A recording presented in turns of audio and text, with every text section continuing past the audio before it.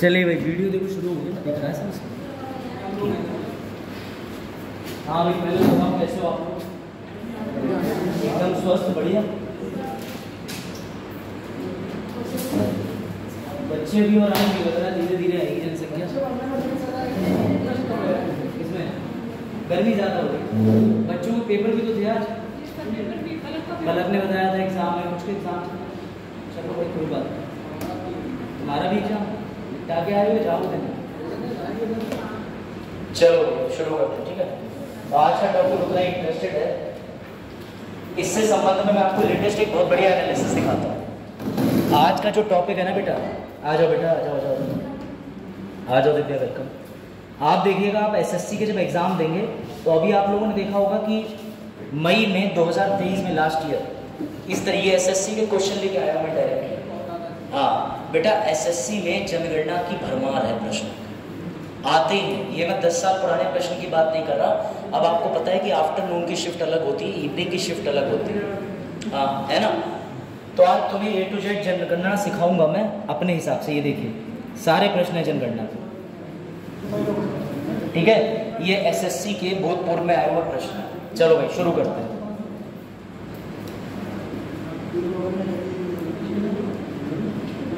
चलिए, तो आज का टॉपिक लिख लीजिए अपनी कॉपी में सबसे ऊपर, जनगणना, सेंसस। सेंसस लिख लो, आज तुम्हें मजा आएगा। पता चलेगा कि सेंसस ऐसे भी पढ़ा जाता है, क्योंकि अब तक आपने यही पढ़ा होगा कि इस राज्य में इतना लिंग अनुपात है, ये है ना। पहले तो ये जानेंगे राज्य ही कैसे बने।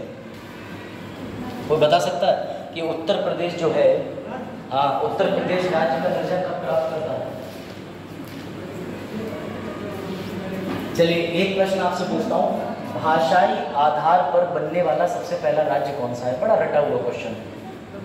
Which is the first state, ठीक है, ऑन लिंग्विस्टिक बेसिस, भाषाई आधार पर बनने वाला सर्वप्रथम राज्य कौन सा है? ये बहुत आया हुआ प्रश्न है। चलो शुरू करते हैं स्टोरी बढ़िया वाली, ठीक है। अब देखो, आप सब लोगों ने पढ़ा होगा कि भारत में अभी जो आखिरी जनगणना हुई थी वो कब हुई थी? अब सबसे पहले तो जितने बच्चे बैठे हुए हैं उनके दिमाग में एक बात आनी चाहिए, जनगणना होती क्या है? और जनगणना क्या पुरुषों की अलग होती है, महिलाओं की अलग होती है, बच्चों की अलग होती है, जानवरों की अलग होती है? सबकी होती है, जानवरों की नहीं, महिला पुरुष की। बेटा समझिएगा, जनगणना क्यों सरकार कराती है, जनगणना क्यों जरूरी है, सब पे बात करेंगे, ठीक है। तो समझिएगा, आपके मोहल्ले में कितने लोग रहते हैं, आपकी गली में कितने लोग रहते हैं, आपकी कॉलोनी में कितने लोग रहते हैं, फिर वो कहीं राज्य में रहते होंगे, और पूरे भारत में कितने लोग रहते हैं, ये सरकार के लिए दो तरीके से जानना जरूरी है। सर सबसे पहले क्यों जानना जरूरी है? ताकि सरकार को पता चल जाए कि हमें जो बजट बनाना है, हमें देश का विकास करना है, तो कितने लोग इस भारत में रह रहे हैं। और दूसरी बात, दूसरा गवर्नमेंट का काम ये होता है कि जितने संसाधन भारत में उपलब्ध हैं उन संसाधन को सब तक पर्याप्त मात्रा में पहुंचाया जा सके। बात आई समझ में? तो जनगणना का उद्देश्य सरकार के लिए डेटा लेना होता है, अगर आसान भाषा में, ठीक है। चलो भैया अब आगे बढ़ते हैं। अब तुम्हारे लिए एक रटी रटाई फैक्ट है, इसको देख लेना। जनसंख्या के कारण जो चीज लिखने की होगी वही लिखवाऊंगा, फालतू मत लिखना, ठीक है, क्योंकि इसमें यूपीएससी पीएससी के कुछ प्रश्न इन्वॉल्व है, वो आपके काम के नहीं है। जनसंख्या के 4-5 कारक होते हैं। सबसे पहला कारक होता है भौगोलिक। सर वो कैसा कारक होता है? क्यों नहीं कोई रह पा रहा है अंटार्कटिका पे? बताओ भैया, अंटार्कटिका ऐसा इलाका है जहाँ टोटल बर्फ जमी है। बिल्कुल बर्फ में कोई रहने जाएगा मर जाएगा कि नहीं मरता है भाई? बिल्कुल बर्फीला इलाका जहाँ 12 महीने बर्फ रहती हो, 6 महीने रात रहती है, 6 महीने सूर्य का प्रकाश लगातार रहता है, कोई नहीं रहता, कोई नहीं, सिर्फ पशु रहते हैं। कौन से पशु रहते हैं? तो भैया सफेद भालू, पोलार बियर। कौन रहता है? ना उड़ पाने वाली चिड़िया, पेंगुइन, वो रहती है।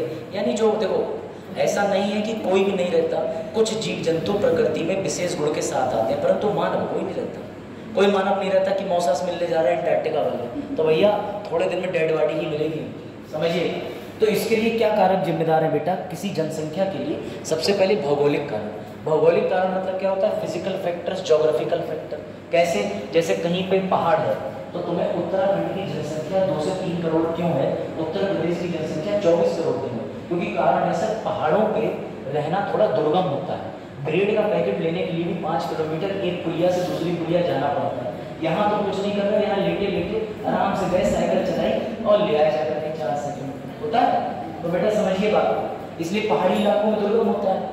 अगला कारण है सांस्कृतिक कारण भी होते हैं, उसके अलावा धार्मिक कारण भी होते हैं, ठीक है। और लास्ट में हाँ सामाजिक कारण भी होते हैं। सामाजिक कारण ऐसे होते हैं कि कुछ लोग उन जगहों पे रहना पसंद करते हैं जहाँ उनके जैसे लोग रह रहे हैं। भारत के ज़्यादातर लोग भारत से विदेश में बसना क्यों नहीं चाहते? क्योंकि वो कहते हैं वहाँ दूसरे संस्कृति के लोग रह रहे होंगे, हमें तो ऐसे लोग चाहिए जो हमारे जैसे हों, तो इसलिए लोग भारत नहीं छोड़ते हैं। अगला कारण है बेटा आर्थिक कारण। आर्थिक कारण ऐसे कभी कभी लोग ऐसे देश में भी, हाँ क्या चीज़ बटन खोल लिया, लकड़ी है, हाँ ये यहाँ का नहीं है बोलता, ये गिफ्टेड है, ये दक्षिण भारत का है, मतलब ये खस का बना हुआ है। खस का मतलब ये जितना गर्मी में रहेगा ठंडक देगा, तो ये है इसमें। देख एक दो गिफ्ट मिल जाते भैया, तो कितना देखो बुजुर्गों। चलिए बेटा तो बेटा आर्थिक कारण समझिए। हाँ ये बढ़िया लगता है। अभी मुंह धो करके, अच्छा करिए, कोई नहीं, मेरा कहीं सिलेक्शन हो जाए तो मैं आपको भी ऐसा एक नया गिफ्ट करूँगा, है नहीं? खुश? तो राजीव पक्का, पता चले हमसे पहले राजीव आरपीएफ में सेलेक्ट होकर फोन कर रहा, सर मैं ही 2 भेज दे रहा हूँ आपको। ये तो अच्छी बात होगी ना। मंगाए थे आपने? हाँ दुबई से, लेकिन कई बार एयरपोर्ट पर रोक भी लेते हैं सामान जब तक पक्का बिल ना हो। कुरियर द्वारा आया था। चलो अब देखो जरा ध्यान से, आर्थिक कारण सुनो जनसंख्या के। जिस देश में तुम्हें पैसे ज़्यादा मिलेंगे तुम वहाँ शिफ्ट हो जाओ। भारत से ज़्यादातर साइंटिस्ट क्यों भाग गए? आईआईटी से पढ़ने के बाद लोग क्यों भाग जाते हैं? रोजगार की स्थिति। तो ये तो मैंने तुम्हें कारण बताए, लेकिन अब सुनो मज़ेदार बात बेटा, कुछ ऐसी जगहों भी हैं जहाँ एंटार्क्टिका के अलावा भी कोई रहना नहीं चाहता। तुमने सुना नहीं होगा, ब्राज़ील के अंदर पाया जाता है कोबरा सांप द्वीप। अब तुम कहोगे सर ब्राज़ील के अंदर सांपों का एक आइलैंड है? हाँ बेटा, इसका नाम बड़ा अजीब है, वो लिखा है, इसका नाम है इल्हा दा क्विमाडा ग्रैंडे। बेटा ये ब्राज़ील ठीक है। तो ब्राज़ील एक ऐसा देश है जिसके पास ऐसा द्वीप है, इसमें कोई नहीं जाता। इसमें जाने के लिए तुम्हें डॉक्टर की टीम लेके जानी पड़ेगी, सेना लेके जानी पड़ेगी। तो ऐसे कुछ क्षेत्र हैं इस पृथ्वी पर जहाँ बिल्कुल आबादी नहीं, और कुछ ऐसे क्षेत्र हैं जहाँ इतनी आबादी है कि हम दुआ कर रहे हैं कम हो जाए। उत्तर प्रदेश भाई सबसे ज़्यादा आबादी किस राज्य में है? भारत के अंदर उत्तर प्रदेश। तो ये बात ध्यान रखना। दूसरे नंबर पे कौन है? महाराष्ट्र। तीसरे पे कौन है? बिहार। तो बताऊंगा अभी सर, आप समझिएगा बेटा। ऐसी एक जगह और है, उसका नाम है मुचू छिज। सुना है? नहीं सुना होगा बेटा। यहाँ भी कोई नहीं रहता, क्योंकि यहाँ इतने ऊंचे ऊंचे पर्वत पहाड़ हैं कि उन पे रहने के लिए बहुत ही दुर्गम स्थिति है। अब मैं तुम्ही से कह दूँ उत्तराखंड जाके पिथौरागढ़ में बस जाओ, तो बेटा अभी तक पिथौरागढ़ के कुछ गाँव में लाइट नहीं पहुँची है। तुम्हारा फ्रिज कैसे पहुँचेगा? मटके वाला पानी पियो मस्त रहो जाके। तो तुम कहोगे हैं you mean living in very poor condition, I can't. तो मैं कहूँगा भैया देन लिव एट पीलीभीत और पूरनपुर। तो समझिएगा, लेकिन याद रखिएगा आर्कटिक पर लोग रहते हैं, एंटार्क्टिका पर नहीं रहते, परंतु आर्कटिक पर लोग रहते हैं करीब करीब 4 मिलियन। अब सुनिए जरा मजेदार बात। चलिए अब आगे बढ़ते हैं। अब सबसे बड़ा प्रश्न ये है बेटा, पूरे भारत में कितनी आबादी है? पूरे भारत की अगर बात करूं सिर्फ इंडिया की, तो हमारी आबादी 2011 में बोली गई थी 121 करोड़, लेकिन अब 140 करोड़ हो चुकी है। अभी सर्वे होगा तो रिपोर्ट आ जाएगी। पूरे विश्व में कितनी आबादी है? अमेरिका भी, ब्रिटेन भी, फ्रांस भी, पूरे विश्व की आबादी कितनी होगी? भाई सवाल तो ऐसे ही है, मेरी बात समझिएगा।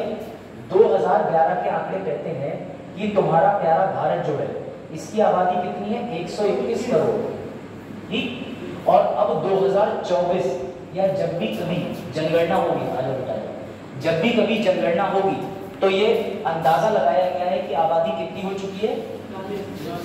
और एक मजेदार और बात बताता हूँ, जब देश आजाद हुआ था तो आबादी कितनी थी? तभी तो मजा आया भाई। कुछ लोग आबादी में शुरू कर देते हैं कि सबसे पहले 1872 में मायो ने कराई थी, वो सब बताऊंगा, लेकिन पहले कुछ मजेदार चीजें जान लो जो कभी पढ़ी नहीं तुमने।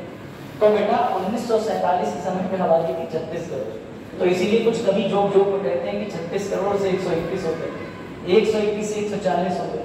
अब देखिएगा चीन पहले नंबर 1 पे था, अब चीन नंबर 1 पे नहीं रहेगा, अब भारत आ गया। लेकिन अब भी मेरा आपसे प्रश्न, पूरे विश्व की आबादी कितनी? पूरे पृथ्वी जो है उस पर कितने लोग रहते हैं?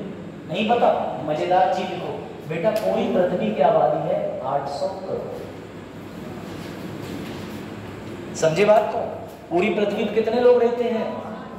तो अब तुम लगाओ, अगर मोटा मोटी तौर पे गणित लगाओगे तो बेटा 800 के 17% लोग कहाँ रहते हैं? भारत में। हाँ, पूरी विश्व की आबादी के 17% लोग कहाँ रहते हैं? मात्र भारत में। ये बोला जाता है कि अगर 7 लोगों को खड़ा करो तो उनमें से एक बंदा भारतीय निकलेगा, इतने भारतीय हो चुके हैं। 800 करोड़ की आबादी को मैदान पे खड़ा कर दें तो उनमें से एक ना एक व्यक्ति, हर 7 व्यक्ति की गिनती पे भारतीय निकलेगा। क्या चीज है? हाँ, कहीं भी चले जाओ, भारतीय सबसे ज्यादा तो नौसेना पे मिल रहे हैं। कोई भी जहाज पकड़ा जा रहा है अंतर्राष्ट्रीय सीमा पे, अगर उसमें 23 लोग हैं, 17 भारतीय निकल रहे हैं, पता नहीं आबादी ले लेके कहाँ कहाँ पहुंच रहे।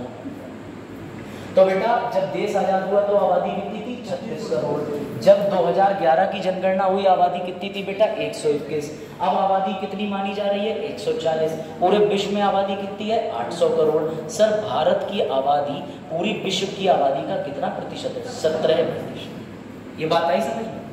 अब बेटा समझिएगा, इस पॉपुलेशन से 2 लाभ है, 2 लाभ है और 2 घाटे भी। मतलब अब मैं इनसे पूछता हूँ, देखिए बताइए, ज्यादा आबादी होने से देश को फायदा और नुकसान क्या हो सकता है? आपको फायदा बताइए चाहे नुकसान बताइए, आप भी प्रयास करो बेटा। ज्यादा आबादी होने से नुकसान है। सोचिए आपके घर में 11 भाई बहन है, तो फायदा क्या है? किसी को भी मार लेंगे। और नुकसान क्या है? ये भी सोचिए, नुकसान क्या है? हाँ, रहने की व्यवस्था है, हाँ, खान पान की, आदित्य, महंगाई बढ़ी, गुड, और आवश्यकता है, वेरी गुड। देखा, बच्चे आगे वाले टैलेंटेड है, मेरी तरह है बस। चलो बेटा, और कोई कारण? और कोई कारण बेटा? और दिक्कत पड़ जाएगी ना। ये लो बेटा, कारण नंबर 1, वातावरण संबंधी। सर कैसे? पता चले एक खेत में फसल है, पूरनपुर में आज इतने खेत हैं, इतने लोग हैं, बराबर फसल बट जाती है, ज़्यादा बन जाती है। सिर्फ इमेजिन करो, पूरे पूरनपुर में 1 एकड़ की खेती में फसल लगी हो, पूरे पूरनपुर के 2-3 लाख छोड़ दो, जाओ, जो छीन पाए ले ले, जो ले पाए, हत्याएं शुरू, मर्डर शुरू। तो बेटा सबसे बड़ी बात है कि संसाधन सीमित है, ऐसे सीमित संसाधन में ज़्यादा आबादी बढ़ना खतरे की बात है। इसीलिए कहा जा रहा है कि आबादी को संतुलित रहना चाहिए। तो बेटा पहला कारण क्या है कि वातावरण संबंधी, आसपास में संसाधन सीमित है। दूसरा, आपने सही बोला कि गरीबी और अमीरी की असमानता आ जाएगी। सर वो कैसे आ जाएगी? मान लो बहुत ज़्यादा लोग जब बढ़ जाएंगे तो उनके पास फैमिली में खर्चा भी ज़्यादा होगा, स्टैंडर्ड ऑफ लिविंग भी बढ़ेगा। स्टैंडर्ड ऑफ लिविंग का मतलब समझिए कि आप आज ऑटो पकड़ के पढ़ने आए, 10 रुपये का कुछ खा भी लेंगे तो औसतन आपका एक दिन का खर्चा अगर 30 रुपया है तो आपकी स्टैंडर्ड ऑफ लिविंग को मैं बोलूँगा 30 रुपया प्रतिदिन एक व्यक्ति, तो बेटा वो भी बढ़ेगा, समझ रहे हो। और उसके बाद तीसरा कारण पढ़िए, स्वास्थ्य सेवा को चुनौतियाँ। सरकार जिला अस्पताल में एक बार में 1000 को देख लेगी, 2000 को भर्ती कर लेगी, 10,000 को कर लेगी। 1 करोड़ अचानक एक ही जिला अस्पताल भाग खड़े हो तो सरकार अपने सारे बाल पकड़ के भाग जाएगी, भागेगी नहीं भागेगी। तो बेटा स्वास्थ्य सेवाओं को चुनौतियाँ। और चौथा सबसे बड़ा कारण शिक्षा, क्योंकि स्कूल सीमित है। गवर्नमेंट के पास में जो बजट आता है वो पूरे उत्तर प्रदेश के 24 करोड़ लोगों को, आजा बेटा, उत्तर प्रदेश के 24 करोड़ लोगों को देख करके उत्तर प्रदेश का बजट बनता है। पूरे भारत का जो बजट निर्मला सीतारमण जी पेश करती है वो पूरे भारत के 140 करोड़ लोगों को देख के बनता है। तो उनके दिमाग में तो ये रहता है कि अस्पतालों में उतने बेड उपलब्ध कराओ कि 140 करोड़ की आबादी को मिल जाए। अब तुम आबादी का विस्फोट करते रहोगे तो निर्मला सीतारमण जी भी अस्पताल नया कहाँ से बनाएंगे? करोड़ों रुपया लगता है। तो इसीलिए योगी जी का कहना है हम दो हमारे दो। सही, आने वाले समय में नारा मिलेगा 20 साल बाद, हम दो हमारा एक भी नहीं, गोद ले लो। बिल्कुल सही है, हाँ तभी तो मैं कह रहा हूँ, समझिए। और बेटा सबसे बड़ा कारण बेरोजगारी। आज 2000 रुपए पे अगर कोई शिक्षक पढ़ाने तुम्हें यहाँ 1.5 घंटे आ रहा है तो कंपटीशन इतना है कि कल को 4 टीचर लाइन लगा खड़े होंगे, हम 800 में, हम 400 में, हम 200 में, हम 20 रुपए में भी पढ़ा देंगे, बस हमें 1 गिलास गन्ने का रस दे देंगे। तो बेटा ये है बेरोजगारी की स्थिति। इसका कारण क्या है? महंगाई। तो देश की सरकार अपना काम करती है और नहीं भी करती है, लेकिन ना करने के बहाने भी बहुत हैं कि भैया तुम्हारी आबादी इतनी हो गई है, हम कैसे रोजगार दें। याद रखिएगा, किसी भी सरकार का संवैधानिक दायित्व है लेकिन मजबूरी नहीं है नौकरी देना। अगर सरकार नौकरी नहीं दे रही तो मांग सकते हो, लेकिन मौलिक अधिकार नहीं है कि तुम्हारा सरकार तुम्हें नौकरी दे, तुम कोर्ट चले जाओ, बस मांग कर सकते हो। क्योंकि जो नौकरियां होती हैं वो राज्य के नीति निर्देशक तत्व में आती हैं और नीति निर्देशक तत्व को लेके कभी कोर्ट नहीं जाया जा सकता, इसीलिए सरकार बच जाती है। समझे बात को? चलो भैया, अच्छा इस आपकी ये जो आबादी है बेटा ना, इसका सबसे ज़्यादा फायदा पता है किसने उठाया? अंग्रेजों ने। अब याद समझिएगा, एक बहुत महान व्यक्ति थे जिन्होंने 1857 की क्रांति को अंजाम दिया था, नाम बताओ जरा। मंगल पांडे। Very good. अब देखिए आज तुम लोग मंगल पांडे के बारे में कितना जानते हो। अब देखना तुम्हारे लिए ऐसी ऐसी चीजें लेके आता हूँ, मुझे बड़ा मजा आता है, मिथ टूटेगा। प्रथम स्वतंत्रता आंदोलन के लिए संघर्ष किस राज्य से किया गया था? अरे मंगल पांडे ने विद्रोह कहाँ करा था? हाँ, कहाँ से करा था? मंगल पांडे जी ने विद्रोह कहाँ से करा था, कौन सी जगह से करा था? उदाहरण दो, मेरठ, ठीक है, कलकत्ता, कानपुर, दिल्ली। मेरठ। मेरठ, मेरठ। अच्छा, मंगल पांडे को फांसी कहाँ हुई थी? फांसी हुई थी ना, कारण पता नहीं, पता था ये स्टोरी नहीं सुनी? चर्बी वाला कारतूस, बिल्कुल ठीक है बेटा। भारत में 1857 के समय पे, याद रखना, मंगल पांडे, आप एनसीईआरटी पढ़ें, किताबें पढ़ें, वनडे एग्जाम के बच्चों को भी पता होना चाहिए। 1857 में पहला स्वतंत्रता संग्राम लड़ा गया था। उसके अंदर कौन थे? तो स्वतंत्रता सेनानी थे मंगल पांडे। लेकिन बाद में उन्हें दर्जा मिला कैसे करके? वो अंग्रेजों के साथ बतौर उनकी आर्मी में काम करते थे। हुआ ये कि मंगल पांडे जो है वो, समझो, उनकी फौज के अंदर है, तो अंग्रेजों के आदेश तो मानने पड़ते थे। तो बेटा आदेश ये होता है, अब तो तुम जो बंदूकें देखते हो, ये बंदूकें ऐसी हैं कि आपने गोली ली, बंदूक ओपन करी, लोड करी और कह दिया पड़ोसी, हाँ मुक्ति मिल गई तुम्हारे पड़ोसी से। लेकिन पहले ऐसा नहीं था। पहले ये जितने भी कार्ट्रिजेस या कारतूस होते थे, इसके ऊपर एक खाल की कवरिंग होती थी। इस कवरिंग को, जैसे कारतूस है तो कारतूस के ऊपर एक खाल जैसी परत चढ़ी है, उस परत को मैं दांतों से लगा के छीलूंगा और उसके बाद बारूद अपनी गन में लोड करूंगा। उस बंदूक का नाम था, आपने एक मोटरसाइकिल की कंपनी देखी होगी बुलेट की, एनफील्ड। एनफील्ड तो मोटरसाइकिल की P56 एनफील्ड, मतलब जो आपकी बंदूक थी। हुआ ये कि मंगल पांडे जी को ये नए कारतूस प्रोवाइड कराए गए, क्योंकि पहले कारतूस जो चल रहे थे वो इतनी दूर तक नहीं मारते थे। तो कहा कि नए वाले कारतूस आए, प्रयोग करो। मंगल पांडे, उन्होंने सोचा यार कारतूस है, कपड़े उपड़े का होगा, उनने मुंह में लगाया, छील हटा दिया। लेकिन ये अफवाह या सत्य पता नहीं क्या था, परंतु ये लोगों के बीच फैल गया कि ये जो तुम चर्बी अपने मुंह से कारतूस की छुटा रहे, ध्यान देना बेटा, 1857 भूल जाओ, दिल्ली दिख रही नहीं, 1857 की क्रांति, हम लोग आजाद कब हुए? 1947 में। लेकिन उससे पहले सेना के अंदर मंगल पांडे ने अंग्रेजों की नींद उड़ा दी थी। कैसे? कारतूस उन्होंने सेना में चलाए, उन्हें पता नहीं था ये कारतूस किसके बने हैं। तो बेटा जब मंगल पांडे जी ने कारतूस, हाँ, जब कारतूस अपने मुंह से छीला तो उन्हें पता चला, क्योंकि मंगल पांडे पंडित जी थे। अब पंडितों के लिए क्या, हिंदू समाज, सिर्फ अकेले पंडित ने ठेका नहीं लिया, पूरे हिंदू समाज में कोई गाय खाना नहीं चाहता और मुसलमान सुअर से परहेज करते हैं। तो उसमें जो कारतूस के अंदर चर्बी लगी थी, जो मुंह से छीली थी, उसमें गाय का और सुअर का मीट मिक्स था। आज बताइए उसमें किसका मीट मिक्स था? गाय का और सुअर का। अब मंगल पांडे का दिमाग हिल गया। वो पक्के वाले पंडित डेली गंगा जी में नहाने के बाद, उसके बाद अपनी चुटिया उटिया बांधने के बाद जाते थे वो हवन उवन कर के। पंडित जी बोले इनने मेरा धर्म ही बर्बाद कर दिया। इनने 1857 में पता चला साहब, उन्होंने वो कारतूस छीनने को लेकर के मेजर ह्यूज रोज के पास गए, उसके पास गए, उससे ये कहा कि ये बताओ ये जो कारतूस है क्या इसमें सही में लगी हुई है चर्बी? तो उसने ना हाँ बोला ना ना बोला, इनकी खिसक गई दिमाग के, इनने रायपल्ली बोले तेरी ऐसी तैसी भारत माता की जय, दो गोली का गाड़। इधर पीछे जितने भी खड़े हुए थे, तो उसके बाद में दूसरे सैन्य अब उसने दिया, हाँ मैं बता, तो जितने सैनिक थे उसके बाद वो सैनिकों को आदेश दिया गया कि जाओ मंगल पांडे को पकड़ लो। लेकिन किसी सैनिक ने मंगल पांडे को नहीं करा, उसी समय सबने विरोध कर दिया। उसी के बाद अब समझिएगा, ये जो घटना हुई थी जहाँ मंगल पांडे जी ने बंदूक चला के मारा था, ये मेरठ में नहीं हुई थी। कौन किसका बोला? चलिए बेटा साइलेंट कर। ये जो घटना हुई थी, ये हुई थी पश्चिम बंगाल के बैरकपुर में। इसलिए याद रखना कि मंगल पांडे क्या ये पूरी घटना, क्योंकि वो 34वीं इन्फेंट नेवी बटालियन के अंदर सोल्जर थे। ये घटना कहाँ हुई थी? बैरकपुर में, बैरकपुर पश्चिम बंगाल। और बेटा उनके चक्कर में मेरठ के लोगों की खिसक गई, क्योंकि मेरठ उत्तर प्रदेश का सबसे गर्म राज्य है। मेरठ के लोग बोले ये तो बवाल हो गया। तो बेटा तारीख मुकर्रर करी गई थी 10 मई। उसका चुनाव चिन्ह चला था एक कमल का फूल और एक रोटी, और दुकानों पे तिरंगा बर्फी बांटी जाती थी जो बनारस की, जिसको भी जीआई टैग मिला है। ये तिरंगा बर्फी के माध्यम से संकेत दिया गया था कि हम अंग्रेजों को मारेंगे। लेकिन हुआ ये कि मेरठ के लोग ज़्यादा उतावले हो गए, 10 की जगह 8 ही मई को आक्रमण शुरू कर दिया।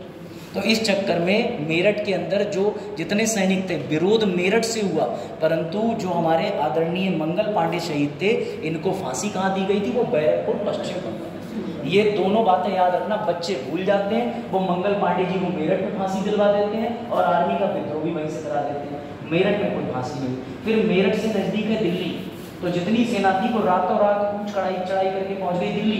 लेकिन समस्या ये हो गई कि इस पूरे आंदोलन का नेतृत्व करने वाला कोई लीडर मौजूद नहीं था। अब लीडर भी किसे बनाया? तो लीडर भी बनाया 82 साल के बुड्ढन को। कौन बुड्ढन? जब दिल्ली पहुंचे तो बहादुर शाह जफर आखिरी मुगल शासक बने हुए थे। मुगल शासक का मतलब भारत में मुगलों ने राज किया, सबको पता है। 711 शताब्दी में मुगल आ गए, 711 शताब्दी में मुस्लिम आए थे, मोहम्मद बिन कासिम। लेकिन 1191 के समय पर ये मुस्लिम शासक भारत में हावी हो गए।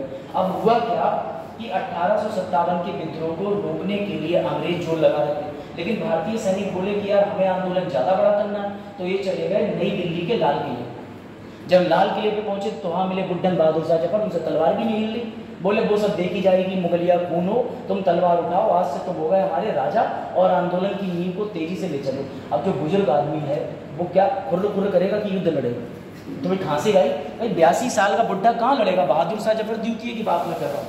बेटा अंग्रेज आए अगले दिन, उनसे बोले महाराजा, तो महाराजा साहब आ रहे हैं 10 मिनट में धीरे धीरे गठिया के अपने दर्द के मारे चल के, क्योंकि बुजुर्ग महाराजा बोले ऐसा है तुम्हें तो हम मार भी नहीं सकते क्योंकि भैया तुम तो ताऊ लग रहे हो रिश्ते में। तो बोले ऐसा है इन्हें पकड़ लो और इन्हें भेज दो रंगून।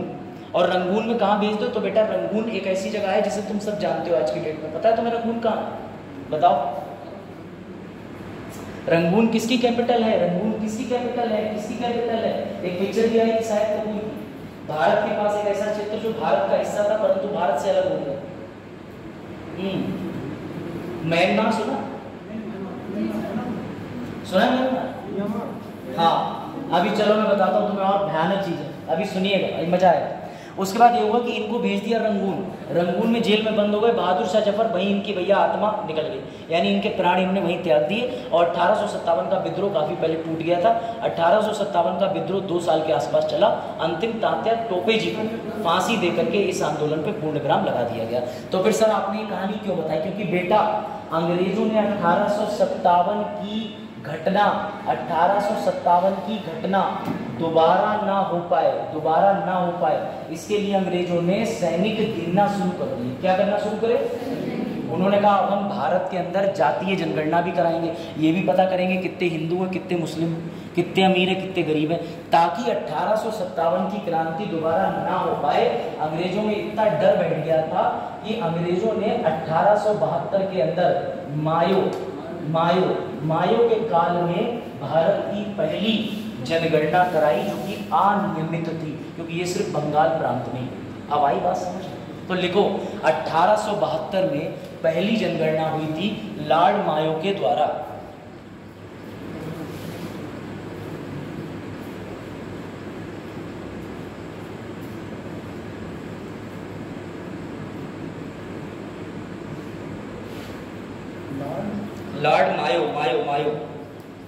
लॉर्ड मायो आपके ऑफिस जरूर फोन आ जाएगा, फोटो ले लेना, जीपीएस वाला हम भूल जाते हैं। हाँ देखा, लॉर्ड मायो द्वारा, ठीक है। चलिए ठीक है, और ये भी लिख लीजिएगा साथ में कि रंगून में भेज दिया था बहादुर शाह जफर को, ठीक है। रंगून किसकी राजधानी है? आज भी म्यांमार की। म्यांमार भारत का हिस्सा अब नहीं है, म्यांमार हमारे पड़ोस में देश है, ठीक है, याद रखिएगा। चलो भैया अब आगे बढ़ते हैं। 1872 में अंग्रेज इतना घबरा गए कि इन्होंने जनगणना करने के बाद पता दुरुपयोग करना शुरू कर दिया। तुम कहो कैसा दुरुपयोग करा? कराने के कारण देखो, क्योंकि ये सवाल बनता है पीसीएस के अंदर भी, भले ही तुम एसएससी को जानो सब जानो, क्या तुम आईएएस नहीं बन सकते क्या? सीधी बात है। तो समझो बात को बेटा, उन्होंने जनगणना क्यों कराई? सबसे पहला कारण फूट करो राजनीति। भैया फूट आपस में डलवाओ, राजनीति करो। कैसे? जब उन्हें पता ही चल जाएगा कि क्लास के अंदर या उनके उस राज्य के अंदर 25 मुसलमान हैं, 40 हिंदू हैं, तो हम जाएंगे मुसलमानों का सेटल करेंगे, तुम इतने कम, वो इतने ज्यादा, कभी भी तुम्हें बर्बाद कर देंगे। और ऐसा ही कुछ काम वर्तमान में कुछ सरकारों के द्वारा देखा भी जा रहा है। इसे ही कहते हैं कि अंग्रेज चले गए लेकिन डिवाइड एंड रूल छोड़ गए। अब समझो अगला कारण। दूसरा कारण क्या था बेटा? कोई चीज समझ में आई? पूछ लो, समझ आ रहा है? टेक्निकल है, कुछ चीजें बहुत बेसिक है, एनसीईआरटी में आपने पढ़े होंगे जब आप कक्षा 1, 2, 3, 4, 5 में रहे हो कि 1857 की क्रांति ना आए तो एक बड़े भैया की तरह हूं, फिर से पूछूंगा, ठीक है। तुम सुस्त लग रही बिटिया, क्या बात होगी? बाहर कुछ मांग के आई बाय बाय चाय भी 2 बार करी इतने कह दिया अभिषेक सर की क्लास है तो वो भी कह रही, कोई बात पढ़ लो। तो समझिएगा बेटा, अंग्रेजों का पहला जनगणना कराने का कारण ये था फूट डालो राज करो। दूसरा कारण ये था व्यापारिक हित, कि हम नॉनवेज के आइटम बनाएं किसे बेचें, शर्टें बनाएं किसे बेचें, कुर्ता पैजामा बनाएं किसे बेचें, नील के कपास के कपड़े और अत्यधिक चीज़ें बनाएं किसे बेचें। तो बेटा व्यापारिक कारण था। और सबसे बड़ा कारण था लेबर चाहिए थी, लेबर, क्योंकि उन्हें रेल की पटरी डालनी थी, उन्हें बनाने थे कमिश्नरी, उन्हें बनाने थे किले। तो भैया जितने किले बनाने थे उसके साथ में भारतीय लेबर चाहिए थी, तो उन्होंने क्या कराई, जनगणना। चौथा सबसे बड़ा कारण सेना में भर्ती, क्योंकि द्वितीय विश्व युद्ध, प्रथम विश्व युद्ध, ऐसे विश्व युद्ध उनके दिमाग में ऑलरेडी थे कि कभी किसी देश से लड़ाई हो गई तो हमारे पास आर्मी कितनी है हमें पता होनी चाहिए। तो बड़ा अच्छी, ये जो मैं पेज लेकर आया हूँ स्पेक्ट्रम की किताब है राजीव अहिर की, जो IAS बना देती है लोगों को। उसमें निम्न कारण दिए हैं कि अंग्रेजों ने जनगणना क्यों कराई। तो समझे बात को। तो बेटा ये 4, 5, 6, 7 कारण, इसमें आप बेसिक याद करो जो आपके बिना किताब देके याद आ जाए। कूट करो भैया, कूट डालो, राजनीति करो, व्यापार हित हो गया, सेना का हित हो गया, ये 3-4 कारण होगा। तो ये बोलो, देखो भूलना कुछ भी नहीं, याद रखिएगा। अब अंग्रेजों ने 1872 में बंगाल प्रांत के आसपास में जब जनगणना कराई, तो बेटा जनगणना कराने के बाद में इधर भारत के अंदर मांग होती जा रही थी तेजी से स्वतंत्रता की। अच्छा, अंग्रेजों ने 1872 में जनसंख्या बनाने के बाद कई अर्जी फर्जी कानून भी बना दिए, म्युनिसिपैलिटी कानून, समझ रहे, कंटोनमेंट एरिया का कानून, कि कंटोनमेंट एरिया के अंदर कितने लोग रहेंगे, कैसे रहेंगे, व्यवस्था क्या होगी, अंग्रेजों ने विधि बनाई। क्योंकि जनगणना के बाद विधि बनाने में भी सरकार को आसानी होती है। आप समझा मजे की बात, एक बार तो सरकार ने ये जो जनगणना कराई बेटा ये अनियमित थी। अनियमित का मतलब समझिएगा, अनियमित का मतलब ये होता है ना तो इसके चक्कर में सरकारी कोई प्रपत्र में विज्ञप्ति निकाली, ना तो कुछ योजना बनाई, बस मुंह उठा करके करा दिया। तो इसीलिए इसको क्या बोला जाता है इतिहास के पन्नों में, अनियमित, इर्रेगुलर। क्या बोलते हैं? अनियमित, इर्रेगुलर। अब सुनिएगा बड़े ध्यान से, मजेदार चीज। फिर अंग्रेजों ने बुद्धि लगाई, मैं लिखता भी चल रहा हूं साथ में। फिर अंग्रेजों ने बुद्धि लगाई, अंग्रेज बोले 1857 को दोबारा ना हो पाए सैनिक दिन के, सैनिक को रोकने के लिए तैयार करेंगे। जनगणना कब करा दी? 1872 में मायो के दौरान। ठीक, अब क्या हुआ, इस बीच में लोग अपना अधिकार मांगने के लिए तेजी से आगे बढ़ रहे थे और अंग्रेजों की नींद खराब कर दी थी भारतीयों ने। कैसे? क्योंकि उसी समय पे मांग चल रही थी कि 1885 के आसपास एक पार्टी बनी है कांग्रेस। ये कांग्रेस बनने से पहले अंग्रेजों की ऐसी तैसी हो रही थी, इनका मायो का मोई हो रहा था, इनकी बहुत मजाक हो रही थी। मीम चल रहा है ना इंस्टाग्राम पे, मोई, तो भैया मोई हो रहा था मायो। इनसे ये कह रहे थे कि तुमने हमारे लिए किया ही क्या। तो बेटा इन्होंने बुद्धि लगाई, बोले ऐसा करते हैं, इस बार पूरे देश को विश्वास दिलाते हैं कि हम तुम्हारे लिए नौकरियां निकालेंगे, हम तुम्हारे लिए सेना में भर्ती निकालेंगे, हम तुम्हारे लिए विभिन्न कार्य करेंगे। अब तुम ये मुझे मत देखो आज के बातों की तरह लग रहा है सर राजनेताओं का, वैसी बात नहीं कर रहा मैं। तो देखो अंग्रेजों ने कहा कि हम भारत को विकास करने के लिए नियमित जनगणना कराना चाहते हैं। क्या कराना चाहते हैं? नियमित जनगणना। तो बेटा ये पार्टी ना बन पाए, इससे पहले अंग्रेजों ने 1881 में रिपन के काल के दौरान भारत की सबसे पहली नियमित जनगणना कराई। तो प्रश्न यहीं पे बनते हैं कि अंग्रेजों ने कौन सी जनगणना कराई? सर 1872 में मायो के काल में। वो कैसी जनगणना थी? अनियमित। सर उसके बाद कितने वर्षों के बाद कराई? 1881 में, वही 8-9 साल के बाद। ये कैसी जनगणना थी? नियमित जनगणना थी। मतलब पूरे भारत पे जहाँ पे उनका कब्जा था, उस पूरे कब्जे वाले भारत पे ये जनगणना कराई। क्यों कराई गई? ताकि गिनने, कूट करो, राजनीति डालो, तभी तो आगे जाके देखना 1909 के अंदर कहीं भी मुसलमान को वोट देगा, हिंदू को, सिख को देगा, क्योंकि जनगणना का डेटा था। 1906 अलग, 1906 के अंदर तो आप ये कहना चाह रहे हैं मुस्लिम लीग का गठन हुआ था, 1905 में स्वदेशी आंदोलन हुआ था, 1907 के अंदर सूरत समझौता हुआ था। और बताओ, ठीक है बताऊंगा सर, हिस्ट्री का टीचर रहा हूँ। चलो आगे बढ़े। 1907 के अंदर सूरत स्प्लिट हुआ था, रास बिहारी बोस की अध्यक्षता में जूते चप्पल चल रहे थे।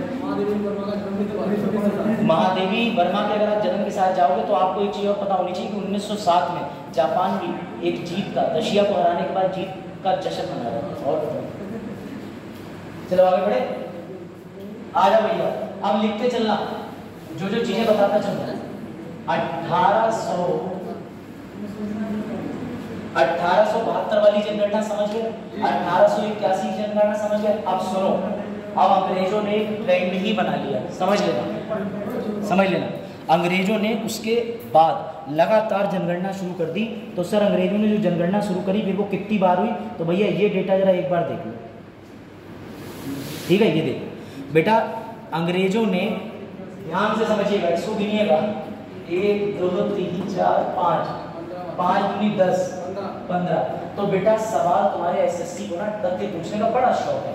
एसएससी ने कहा कि अब तक भारत की कितनी बार जनगणना हो चुकी है, टोटल पूछा है, टोटल। तो टोटल क्या बोलोगे, 15। अब इसी डेटा को पढ़ो, तुमसे पूछा जाएगा पेपर में कि भारत आजाद होने के बाद कितनी बार जनगणना हुई है। तो देश को आजादी कब मिली थी भैया, सर इसके बीच में मिली थी, 1947 में।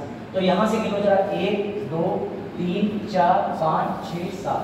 भारत आजाद होने के बाद जनगणना कितनी बार हुई है, अब तक टोटल जनगणना कितनी हुई, 15, क्योंकि हमने इसको भी जोड़ लिया था। अब बताओ अब तक नियमित जनगणना कितनी हुई है, नियमित रेगुलर कितनी हुई है, 14। सर 14 क्यों हुई है, क्योंकि ये वाली नियमित नहीं थी। कोई दिक्कत, डेटा समझ आया, डेटा समझ आया, बताओ ये डेटा समझ आया बेटा। 1872 में जनगणना क्यों कराई थी, सिर्फ और सिर्फ अनियमित बंगाल के क्षेत्र में। उसके बाद 1881 में पूरे भारत में, फिर तो अंग्रेज रुके ही नहीं। फिर 1891, 1901, 1911 में बेटा कहा जाता है महाविभाजक वर्ष। 1911 से 21 तक क्यों, क्योंकि पॉपुलेशन तेजी से गिर गई। बताऊंगा अभी क्यों गिर गई, क्योंकि प्लेग आ गया था, प्लेग नाम की बीमारी चूहे से होती। अब समझिएगा, 1931 में जनगणना हुई, 41 में जनगणना हुई है, 31 में 1931 में 3 बोल सम्मेलन हुए थे, 30, 31 और 32। हाँ, उसके अंदर जो है वो गांधी जी कौन से वाले में गए थे, तीनों में कौन गया था, अम्बेडकर जी तीनों में गए थे, कांग्रेस तीनों में गए थे, गांधी जी तीनों में नहीं गए थे, गांधी जी दूसरे वाले में गए थे। और गांधी जी दूसरे में गए थे तो आरोप लगते हैं उनके ऊपर कि उन्होंने सुखदेव, भगत सिंह, इन जैसे विकट क्रांतिकारी जो उसमें जेल में बनते, कहा जाता है कि ये मांग सकते थे कि इन तीनों क्रांतिकारियों को छोड़ दो, लेकिन उन्होंने क्रांतिकारियों को छोड़ने की बात नहीं की, ऐसे आरोप लगते हैं। तो गोलमेज सम्मेलन जो है वहीं पे गांधी जी के ऊपर टिप्पणी करी गई थी विंस्टन चर्चिल के द्वारा कि अर्धनंगा फकीर, क्योंकि जिस तरीके के कपड़े पहनते। तुम्हारी लूसेंट में सब लिखा है, पढ़ो तो बढ़ाता आपने ये चीज तो है। अभी बहुत सारे तथ्य हैं। फिर तो ये भी सवाल आ चुका है, गांधी जी राजपूताना जहाज से गए थे, किस जहाज से गए थे, ये भी सवाल आ चुका है ना। चलो भाई ये डायग्राम बनाओ, ऐसे दिखाने के लिए नहीं। अगर मोदी जी कौन से जहाज से गए हैं, देश की चिंता ना करो तुम, वो सही हाथों में चली जाएगी, जब जाएगी 4 जून के बाद। इधर देखो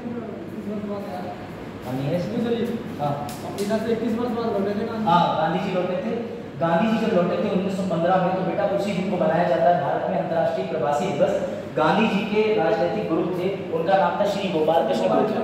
उन्होंने ये कहा था कि गांधी देखो तुम लौट तो आए हो, परंतु तुम भारत में 2 साल भ्रमण करो, अगर तुमने भारत को नहीं समझा तो भारत तुम्हें नहीं समझेगा। तो बेटा गांधी जी ने 2 साल घूमे, उसके बाद अपना पहला आंदोलन कर दिया चंपारण, दूसरा अहमदाबाद, तीसरा खेड़ा में।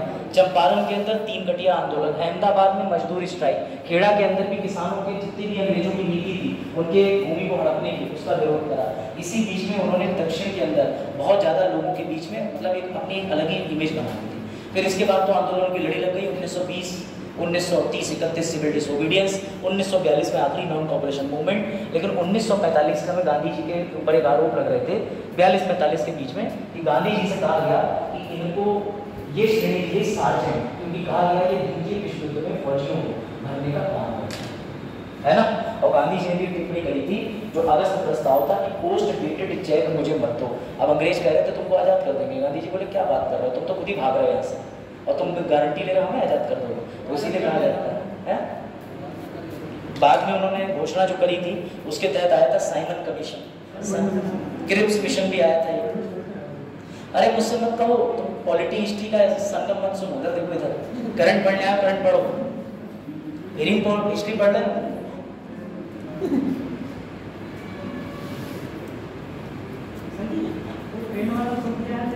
ट्रेन वाला कौन सा,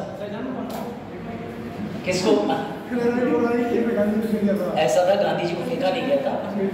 गांधी जी ने 2 बड़े उद्योगपति थे मुंबई के, उनका केस लिया था, ठीक है, ब्रदर्स का, अब्दुल्ला ब्रदर्स का। तो उनका केस लेने के बाद प्रॉब्लम बेटा ये हो गई थी कि उनका केस था अफ्रीका में, क्योंकि व्यापारी थे वो। तो उन्होंने गांधी जी का जो है वो एक क्लास में टिकट करा दिया था। लेकिन अंग्रेजों की प्रवृत्ति इतनी बुरी थी कि ब्लैक्स और dogs Indians are not allowed, सीधी बात समझते थे, dogs and black Indians are not allowed, घटिया मानसिकता। तो गांधी जी के पास पूरा टिकट होते हुए भी उन्हें ट्रेन से बाहर फेंक दिया, जबकि गांधी जी वकील थे। उन्होंने कहा कि मेरा संवैधानिक अधिकार है, लेकिन भैया जिसकी लाठी उसकी भैंस, पत्रकारों का हाल देख लो, तो समझ गए। तो बात समझिए आप, इस तरीके से गांधी जी उस समय क्या थे। तो गांधी जी ने इन चीज़ों को मान लिया। गांधी जी ने कभी कोई ऐसा कानून नहीं तोड़ा जिसमें आपराधिक मामला दर्ज हो। गांधी जी की बुद्धि को नमन, क्योंकि गांधी जी ने हमेशा ऐसी विधि तोड़ी जो कि सिविल हो। सिविल का मतलब जिसमें जेल जाने की नौबत ना है। नमक उठा लिया, क्या किसी की थप्पड़ मारा अंग्रेज के ना, बोले नमक उठाया, नमक की चोरी पे कितने धारा लग जाएगी, लगा तो धारा। तो गांधी जी इसीलिए कहते थे कि कोई एक गाल पे मारे एक खा लो, वो उस समय के लिए कहते थे, अब नहीं कहते थे कि उस समय एक अंग्रेज मारे दूसरा भी खा लो, क्योंकि तुम मारोगे तो जेल पहुंच जाओगे, आंदोलन कमजोर पड़ जाएगा।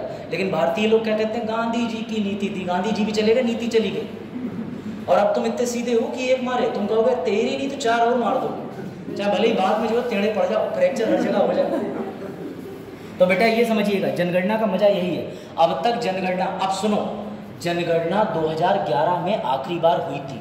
तो जनगणना 10 साल के बाद होती है। तभी ये सबसे आगे वाली बच्ची ने पूछा, सर 2011 में सुनील सर के अकॉर्डिंग 10 जोड़ दो तो 2021 बन जाएगा। भाई मैं तो नहीं पढ़ाई।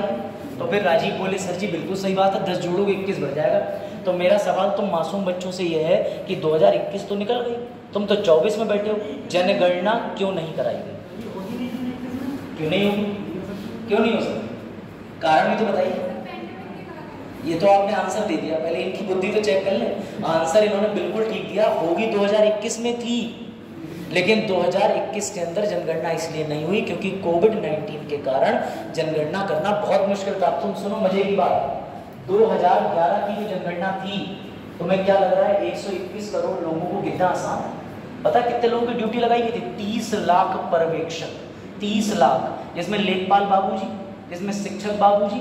अभी भी 2021 में अगर आपके पापा वगैरह जो है उनसे आपकी थोड़ी बात होती हो, आपको कुछ याद हो, तो वो 2019-20 में आपसे कह रहे होंगे, अगर किसी पापा टीचर हो, कि वो जनगणना आने वाली है, बड़ा टेंशन है। क्योंकि जनगणना की जो पूरी प्रिपरेशन है वो 2 साल पहले करी जाती है। अगर 21 में जनगणना होनी है तो सरकार 2019 में शिक्षकों को बुलाना शुरू कर देगी, आ जाओ, लेखपालों को बुलाइए, आ जाओ, ये पकड़ो कागज, तुम्हें जाना है इस गांव, तुम्हें जाना है इधर। और अब तुम्हें मैं ये भी बताऊंगा, जनगणना होने से पहले मकान गिने जाते हैं। आप कहोगे मकान गिने जाते हैं सर, मकान तो इंसान की नहीं होता। तो बेटा मकान इसलिए गिने जाते हैं कि कभी भी जनसंख्या की जो गणना होती है वो 2 चरण में होती है। कितने चरण में होती है? पहला चरण जो होता है बेटा, वो आपके घर के बाहर आएंगे शिक्षक या लेखपाल और एक चौक लेके आएंगे लाल रंग की, वो आपके घर के बाहर चौक पूर देंगे, ठीक है।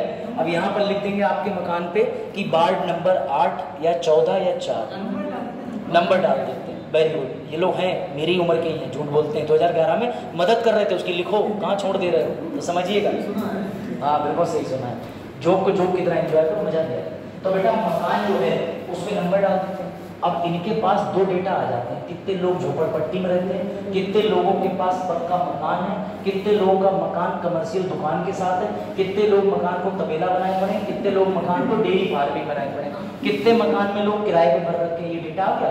अब ये 5-6 महीने के गैप के बाद दोबारा जाएंगे उसी मकान में, फिर इनकी टीम आएगी। अभी तक 2011 में क्या होता था कि वो फार्म लेके आते थे, फार्म, उस फार्म में क्या लिखा होता था, हाँ भाई राजीव कितने पढ़े हो? राजीव ने कहा दोपहर तक।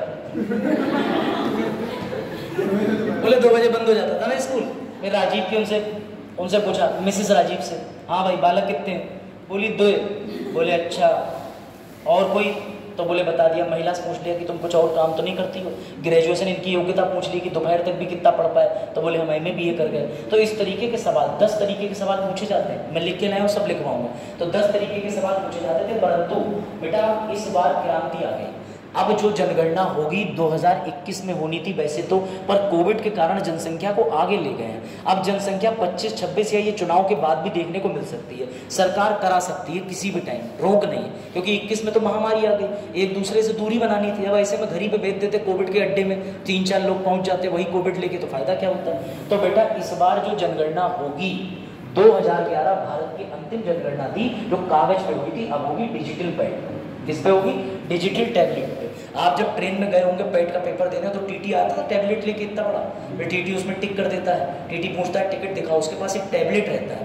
ऐसे ही टैबलेट से जनगणना हो। अब ये मज़ेदार चीज़ होगी, तो इससे हाँ अब बड़ी सुरक्षा भी करनी पड़ेगी। कहीं किसमें जनरल में क्या नहीं आता है?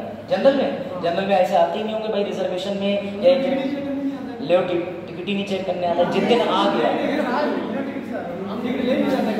कभी नहीं ले जाते वाह। इनने तो बिहार को फेल कर दिया। बिहार के लिए फेमस था कि वो कभी टिकट नहीं लेता, ये कह रहा है कि पूरनपुर फेमस है। आ जाओ बेटा। तो ये लो देखो टोटल जनगणना कितनी हुई है लिखा हुआ है 15। बेटा नियमित कितनी हुई है 14। आजादी के बाद कितनी जनगणना हुई है 7। भूलना मत टीसीएस में भी यही प्रश्न बनते हैं। चलो हाँ अब उससे पहले और आगे तुम्हें लेके चले तो भैया ये चीज समझ लो कि अब एक चीज देख लो, 2011 के बाद अब जो भी जनगणना होगी वो कौन सी कहलाई जाएगी 16वीं। आजाद भारत के बाद अब आगे भविष्य में जनगणना होगी कौन सी कहलाई जाएगी 8वीं। तो जब एसएससी क्वेश्चन देगी फंसाएगी। लाइन पढ़ना, एक तो ये प्रश्न बनेगा आजाद भारत के बाद कौन सी जनगणना हो चुकी है, तो तुम कहोगे 7वीं, लेकिन वो लिखेगा कि आगामी जनगणना होने वाली है वो आजाद भारत के बाद कौन सी जनगणना कहलाएगी 8वीं। फंसना नहीं है क्वेश्चन, ये समझ गए? क्योंकि लैंग्वेज समझना क्वेश्चन का गेम होता है। अब चलो तुम्हें मैं एक चीज़ से, और ये तो मेरा हो ही गया सिस्टम, मैंने बता ही दिया कि कितने प्रतिशत क्या है। अब बात करते हैं कि पूरा तुम्हारा ये जो इंडिया है ये बना कैसे। ये बड़ा इंटरेस्टिंग स्टोरी है, इसमें हिस्ट्री में लेके जाऊंगा, मजा आ जाएगा। ये जनगणना जो कराती है वो भारत के अंदर गृह मंत्रालय, जिसके इस समय कौन है मंत्री जी, तो आदरणीय मोटा भाई मतलब गुजराती में बड़ा भाई कहते हैं, तो आदरणीय अमित शाह जी हैं। अमित शाह जी के अंडर में एक और मंत्रालय के साथ में विभाग जोड़ दिया RGI, registrar general of India, यानी जनगणना एवं यही वाला जो आपकी जनगणना के साथ में पूरे आंकड़े पेश किए जाते हैं, इसे बोलते हैं जनगणना आयुक्त। पहले कौन थे 2011 में C चंद्रमौली, वर्तमान कौन है मृत्युंजय, ठीक है, S नारायण मृत्युंजय, सब लिख के लाए, सब पढ़ाओगे, सब बहुत तगड़ी रहती है। अभी देखो आगे लेके चलता हूँ। अब हुआ ये कि आप अपने आगे बेटा आया, क्या हुआ 1:30 बजे वाले लेक्चर दिया नहीं सर, घर पे छोड़ने वाला कोई नहीं था। गुड। हाँ क्या हुआ, पानी फ्री मांग रहे थे तो फ्री में, ठीक है, ये तो सिर्फ पानी की बात कर रहा है। मैं तो कह रहा हूँ आगे चल के तुम एक बेटी के पिता बनो, बिना दहेज की बेटी खरीद देते हैं, या इनकी रही बेटी तो भैया बिना दहेज की बेटी ले लेना। यही देखो बेटी बचाओ बेटी पढ़ाओ, है ना। हाँ इनकी बारात का तो सब मामला फिक्स है, वो ये बता नहीं रहे, मोबाइल पे फिक्स हो चुका है, बच्चे का नाम गुड्डा, बिटिया का नाम गुड्डी, है ना। देखा सभी रखते हैं, कबूल लिया लड़के ने। चलो भैया गुड्डा गुड्डी छोड़ो, अब तुम इधर आ जाओ, ले ये देखो तुम सुनिएगा। अब तुम्हें कई ऐसी चीजें मैं बताऊंगा जिससे तुम्हारी भारत की पीसीएस की समझ तो बढ़ेगी, आईएएस की भी बढ़ जाएगी। कैसे? पहले तुम्हारा भारत कुछ ऐसा दिखता था, सर लुटेरा देश पाकिस्तान नहीं दिख रहा, इसमें था ही नहीं बेटा। भारत लोग कहते हैं भारत पाकिस्तान 2 राज्य बना दिए। अरे भैया पाकिस्तान बनाया, भारत तो वहीं का वहीं चिपका हुआ था, एक अंक काट के पाकिस्तान बना दिया। समझिएगा बात को। पहले तुम्हारा इंडिया जो था वो इंडिया जब अंग्रेजों ने आके आक्रमण करा तो ऐसा नहीं था कि चिड़िया बनी हुई थी उसमें आके बैठ गए। पहले थी 552 रियासतें। कितनी रियासतें?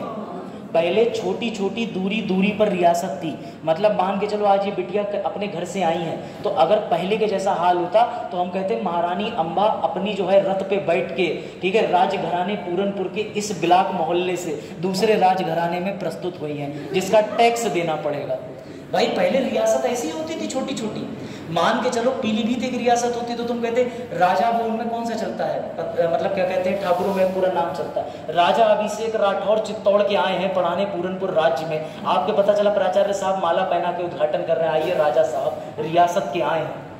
पहले ऐसा ही होता था, क्योंकि जरा जरा दूरी पर जो तुम्हारे मोहल्ले और जो कॉलोनी दिख रहे हैं इतनी इतनी छोटी रियासतें होती थी। 100% थे जो चेंज छोड़ो, टैक्स पासपोर्ट वीजा लगता था। उदाहरण दूं, अमेरिका के पास 50 राज्य हैं। कितने राज्य हैं? अमेरिका जो है वो परिसंघ है, फेडरेशन है। तो बेटा वहाँ आज भी होता है कि अमेरिका से तुम दूसरे प्रांत में मूव करोगे, मैक्सिको में, तो मैक्सिको क्या कहेगा, पासपोर्ट दो। अब तुम कहोगे मैक्सिको मूव करना सर दूर होगा, नहीं, उत्तर प्रदेश से उत्तराखंड जितनी दूरी में मूव करने पे वो कहते हैं पासपोर्ट और वीजा दिखाओ। हमारे देश का संविधान अलग है, न्यायालय अलग है, सब कुछ अलग है, देश बोलते हैं। तो सोचो अमेरिका में आज भी ऐसा है, तो भारत में भी हो रहा। पता चले महारानी जूनागढ़, महारानी हैदराबाद, महारानी पीलीभीत, महारानी लखनऊ आई हैं महाराजा अभिषेक से पढ़ने हैं। जाने वाले जाते क्या नहीं होंगे, जो लोग जाते हैं वो दूसरे तरीकों से जाते हैं, नाव में बैठ के अवैध तरीके से, ठीक है। जैसे सीमा हैदर भाभी आई थी, ठीक है, भाभी जान, कौन कह रहा है भाभी डिलीट करो, चलो देखो, चलो ध्यान देना इधर से। अब आ जाओ, 552 रियासतें जो थी बेटा, ये पूरा भारत ऐसा नहीं था, इसमें 2 भारत बसते थे। सर कभी 2 पाकिस्तान कर देते हो, कभी 2 भारत कर देते हो। तो एक तो वो भारत की रियासतें थी 552 में से जो अंग्रेजों के पास थी। जब अंग्रेज आए तो उन्होंने कब्जा कर लिया, बिहार उनके अधीन, पश्चिम बंगाल, बंबई प्रांत, गुजरात प्रांत, ये सब उनके अधीन था। अब समझिएगा। और दूसरा प्रांत कौन सा था, वो था 90-95 राजे रजवाड़ाओं का प्रांत, यानी राजा जो रहते थे अंग्रेजों ने उनके ऊपर शासन नहीं करा, उन्हें उनकी फौज दे दी, उनसे पैसा ले लेते थे। अंग्रेजों का 2 ही काम था, जो मजबूत है उससे जुड़ जाओ और जो कमजोर है उसे दबा लो। तो बेटा 552 रियासतें जो थी ना, वो गांधी जी जानते थे, गांधी जी पढ़े लिखे वकील थे। गांधी जी आए, गांधी जी ने कहा जब तक अंग्रेज और ये जो राजे रजवाड़े हैं, अंग्रेजों से मुझे भारत वापस चाहिए और राजे रजवाड़े का सहयोग चाहिए, क्योंकि जब तक भारतीय राजे रजवाड़े एक नहीं होंगे तब तक हम अंग्रेजों को नहीं भगा पाएंगे। तो बेटा गांधी जी ने इसका प्रयास करना शुरू करा। फिर पूरी स्टोरी आप सबको पता है कि कैसे अंग्रेजों को भगाने के लिए तमाम लोग शहीद हो गए। अंग्रेजों ने बहुत आखिरी में हमारा भारत संवैधानिक निर्माण के बाद में छोड़ दिया। अब उससे भी बड़ी समस्या आई वल्लभ भाई पटेल के सामने। क्या समस्या आ गई? वल्लभ भाई पटेल पहले पूरे भारत को एक करने में लगे थे। अंग्रेजों ने कहा हम 552 रियासतों में से अपना सारा हिस्सा छोड़ देंगे, लेकिन तुम्हारे जितने राजे रजवाड़े हैं उनसे लिखित में ले आओ कि उन्हें भारत में जुड़ना है। तो बेटा हुआ ये कि इधर जिन्ना मांग कर रहा था कि पाकिस्तान दे दो, तो मजबूरी ये बनी जा करके कि पूरे भारत के अंदर 2 हिस्से कर दिए, एक पाकिस्तान अलग कर दिया, एक हिंदुस्तान। जितने राजे रजवाड़े थे, ध्यान से सुनना, उन्हें 3 विकल्प दिए गए। मैं फिर से रिपीट कर रहा हूँ, सारी रियासतों को जोड़ने के लिए भारत स्वतंत्र हुआ। तो भारत स्वतंत्र होते होते जैसे वल्लभ भाई पटेल एक करने का प्रयोजन कर रहे थे, जिन्ना ने कहा पाकिस्तान दे दो। तो अंग्रेज भी बड़े चालाक थे, माउंटबेटन था, माउंटबेटन ने अपना प्लान बनाया और उसने 3 टुकड़े करने का प्लान बनाया। कैसे?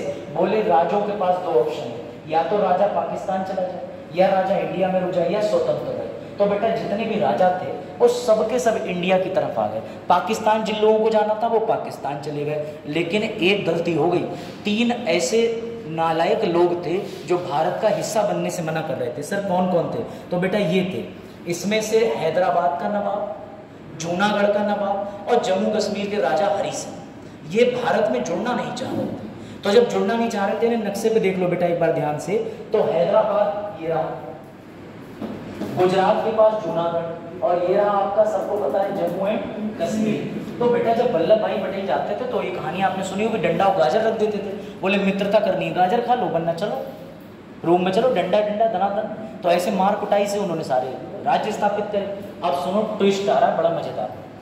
हुआ ये कि राजे रजवाड़े स्वतंत्र रहना चाहते थे, हमने कहा रहो स्वतंत्र। मजे की बात ये हुई, हैदराबाद में हमने चला दिया ऑपरेशन पोलो।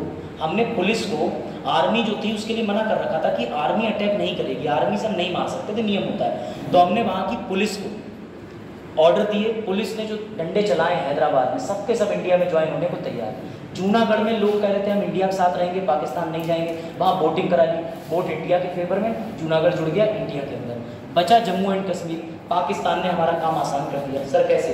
पाकिस्तान ने जम्मू कश्मीर पे हमला कर दिया। राजा हरि सिंह घबरा गया, बोले यार ये तो मुझे मार देंगे, नेहरू बचाओ, नेहरू सेव मी। तो नेहरू जी बोले अब तो नहीं बचाऊंगा, जब मैं कह रहा था खेत में हमारे भैया जो है अपना ट्रैक्टर खड़ा कर लो, तुम आराम से, अपना ट्रैक्टर तुम्हारा ही रहेगा। तब तुम कह रहे थे नहीं मैं नहीं खड़ा करूंगा 4 दीवारी के अंदर। अब तुम कह रहे हो तुम्हारे ट्रैक्टर में पेट्रोल पहुंचा दें, बोले बिल्कुल नहीं पहुंचाएंगे, अब तुम ट्रैक्टर हमारे नाम करो, अभी बैनामा होगा। तो बेटा इसीलिए जम्मू कश्मीर में साइन हुआ डॉक्ट्राइन ऑफ एसेशन, विलय पत्र। इस विलय पत्र में राजा हरि सिंह हस्ताक्षर कर रहे कि इंडिया हम तुम में जुड़ जाते हैं। तो हमने ऐसे इन तीनों को जोड़ लिया। ये बात आई समझ में? अब सुनो मजे की बात, लेकिन इन तीनों के जुड़ने के बाद एक पाकिस्तान बन गया, एक भारत बन गया। अभी भी समस्याएं कम नहीं हुई। क्यों? क्योंकि बेटा जब ये पूरा एक जोड़ दिया गया, तब जो उत्तरी भारत है, मेरी बात समझना, भारत को 20 से अगर तुम डिवाइड कर लोगे तो इसको बोलते हैं नॉर्थ, इसको क्या बोलते हैं साउथ। अरे ऐसे समझ लो ना, ये क्या होगा नॉर्थ, ये क्या होगा साउथ। रीजनिंग तो पढ़ी है, नॉर्थ साउथ पढ़ाई होगा आपको, सब अच्छे से पता होगा। तो बेटा समझिएगा, नॉर्थ के अंदर जो है ज्यादातर लोग हिंदी बोलते हैं। आ जाओ बेटा आ जाओ, अरे वाह आ गए एग्जाम से, बैठो। इसे कहते हैं पढ़ने वाले छात्र, लड़के कहते हैं छात्र नहीं हो सकते, पेपर छोड़े बैठे। इंप्रूवमेंट के पैसे नहीं दूंगा मैं, देखो इधर, चलो भाई इधर देखिए। तो बेटा हुआ ये, अब तुम जरा बुद्धि लगाओ, एक तमिलनाडु का व्यक्ति दिल्ली आता है और उसे बिल्कुल हिंदी नहीं आती ना अंग्रेजी आता, वो कह रहा है आइयो पार्टी कुट्टी, तो भैया प्रधानमंत्री तो कहेंगे मारो इसे कुट्टी कुट्टा, पता नहीं क्या क्या कर रहा है, रहेगा नहीं कहे, ये सोचने की बात है। वो कह रहा है आइयो अन्ना, अब जो कह रहा है अरे डोसा खिलाओ अन्ना, वो कह रहा है खा के आ रहा हूँ, बोले फिर खिलाओ, बोले खा के आ रहा हूँ। तो बेटा दक्षिण भारत में ना, भारत पूरा बनने के बाद एक मांग उठ गई, दक्षिण के लोग ये कहने लगे कि भाषा के आधार पे भारत को डिवाइड कर दो। कैसे? हमें हमारा राज्य अलग दे दो, हम रहना चाहेंगे दक्षिण भारत के अंदर जहाँ सिर्फ तमिल बोलने वाले लोग रहते हो। तभी ऐसे करके मलयालम बोलने वाले बोले हमें ऐसी जगह बना दो जहाँ मलयालम बोली जाती हो। सरकार का तो दिमाग ही हिल गया, सरकार बोला ये क्या ड्रामा है, अभी तक तो हम राज्य रजवाड़ों को छोड़ पाए, अब ये भाषाई आधार पे गठित करने की बात कर रहे हैं। तो सरकार ने मजबूरी में आके, जब सरकार अपनी बुद्धि से कुछ नहीं सोच पाती तो सरकार 10-5 लोगों को उठा के आयोग बना देती है। क्या बना देती है? आयोग। और फिर उस आयोग से लेती है सिफारिश। जैसे मैंने कहा इस क्लास के अंदर बताओ क्या बदलाव करे जाए, तो मैंने कहा लड़कियों में 2-3 आ जाओ, लड़कों में 1-2 आ जाओ, तुम पांचों आपस में अपनी पूरी कमीशन की एक रिपोर्ट बनाओ, मेरे से आके मिलो, मुझे बताओ क्लास में क्या क्या परिवर्तन करने चाहिए। तो ऐसे ही बेटा सबसे पहला आयोग जो मैं तुम्हें मिलवाने चाह रहा हूँ, सब लिखना पड़ेगा तुम्हें जो मैं अब बता रहा हूँ बेटा, उस आयोग का नाम है एस.के. धर। क्या नाम है? एस.के. धर। लिखो लिखो लिखो लिखो। अब मैं तुम्हें आसान भाषा में ब्रीफिंग में लिखवा दे रहा हूं ताकि तुम्हारे साथ दिक्कत ना हो। रुको, ये लो ऐसे लिखो। 1948 में सबसे पहला आयोग बनाया गया एस.के. धर आयोग।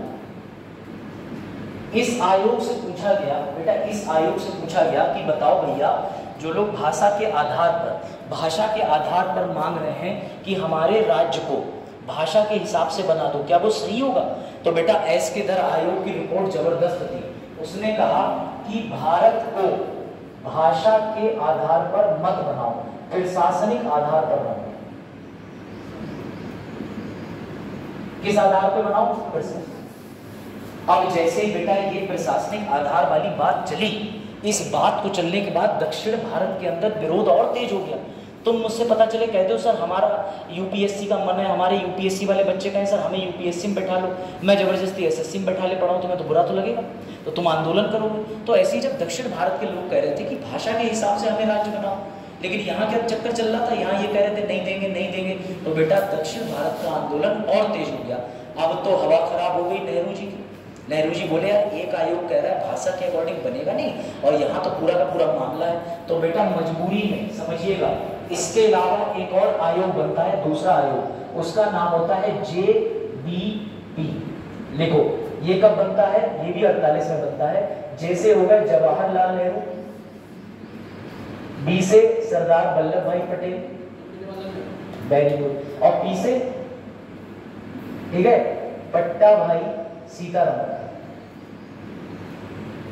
जवाहरलाल नेहरू, वल्लभ भाई पटेल, पट्टा भाई सीतारमण। बेटा ये 3 लोगों की अध्यक्षता में बनाया जाता है JBP आयोग। पहला आयोग कौन सा है? एस.के. धर आयोग। दूसरा आयोग कौन सा है? JBP, क्योंकि नेहरू जी की बात सब मानेंगे। तो नेहरू जी ने भी यही बात कही कि देखो भाइयों और बहनों, भाषाई आधार पर देश मत बनाओ, क्योंकि इससे क्या होगा ना, दिक्कत हो जाएगी। तमिल के लोग सिर्फ तमिल के उस राज्य तक सीमित रह जाएंगे, वो कभी दिल्ली आके पढ़ाई नहीं करना चाहेंगे। वो कहेंगे यूनिवर्सिटी मेरे को यहीं दो, नौकरी मेरे को यहीं दो, मैं नहीं जा रहा दूसरे राज्य में, क्योंकि तुम मेरा तमिल से ट्रांसफर कर रहे हो उत्तर प्रदेश की पीलीभीत में, वहां लोग करेंगे अन्ना तो मुझे समझ में नहीं आ रहा। समझ रहे हो बात को? तो बेटा फिर तो समस्या आ जाती है। और गवर्नमेंट को क्या चाहिए कि भारत की विविधता को बना के रखे। विविधता कैसी कि इधर से लोग उधर जाए, उधर से इधर जा पाए। तो मैं अच्छा लगता है ना कि तुम केरला वेरला देखते हो यूट्यूब पे, मन करता होगा कि केरला में जाएं, घूम के आए। तो सरकार ये चाहती थी। तो बेटा हुआ क्या कि JBP आयोग बनाया गया। JBP आयोग ने भी सेम बात कह दी, सेम बात, इस बात पे मोहर लगा दी कि भाषा के आधार पे नहीं बनाएंगे, प्रशासनिक आधार पे बनाएंगे। बेटा जैसे ही 2-2 आयोग से दक्षिण भारत को नकारात्मक प्रतिक्रिया मिली, दक्षिण भारत का एक व्यक्ति बैठ गया आमरण अनशन पर, भूखा प्यासा, मरने को उतारू। कौन बैठ गया था? क्या चीज? पश्चिम बंगाल को पाकिस्तान नहीं बना। पश्चिम बंगाल पाकिस्तान नहीं बना था, बांग्लादेश, बांग्लादेश, बांग्लादेश। दोनों गानों सुन। चलो भैया देखो, अब इधर आ जाओ, ये देखिएगा, इस कमीशन की भी रिपोर्ट देख ली। इसमें 3 लोग थे, इनने भी यही कह दिया भाषाई आधार पे नहीं बनेगा। किस पे बनेगा? प्रशासनिक आधार पे। अब समझिएगा, आंध्र प्रदेश बना है तो भैया इनकी मेहरबानी है, इनका नाम है पोट्टी श्रीरामुलु। इनने क्या करा? ये बैठ गए आमरण अनशन पे, बोले मैं आंध्र प्रदेश बनाना चाहता हूँ, भाषाई आधार पे चाहता हूँ। बेटा दुर्भाग्यवश इनकी मृत्यु हो गई 50-52 दिन। जिस दिन मृत्यु हुई उस दिन नेहरू जी को घोषणा करनी पड़ी कि ठीक है, हम भारत में तमिल लोगों के लिए या जो भी लोग तेलुगु भाषा बोलते हैं, आंध्र प्रदेश जो भी भाषा, उन लोगों के लिए हम बनाने जा रहे हैं आंध्र प्रदेश। इसीलिए सबसे पहला भाषाई आधार पर गठित होने वाला राज्य कौन सा है? आंध्र प्रदेश। किस अधिनियम से बनाया? राज्य पुनर्गठन अधिनियम 1953 से। कब बनाया? 53 में। अब समझे, हर चीज की स्टोरी है, हर चीज की स्टोरी है। अरे कहाँ की बोतल है? तो ठंडा तो पानी खत्म, यही था ठंडा पानी 5 लीटर का केन है। हाँ ये, हाँ 1 लीटर वाला था। हाँ भैया चलो बताओ, सबसे पहला कौन सा आयोग बना 1948 में? एस के धर। दूसरे आयोग का नाम जेबीपी। दोनों लोगों ने क्या बात कही थी बताओ?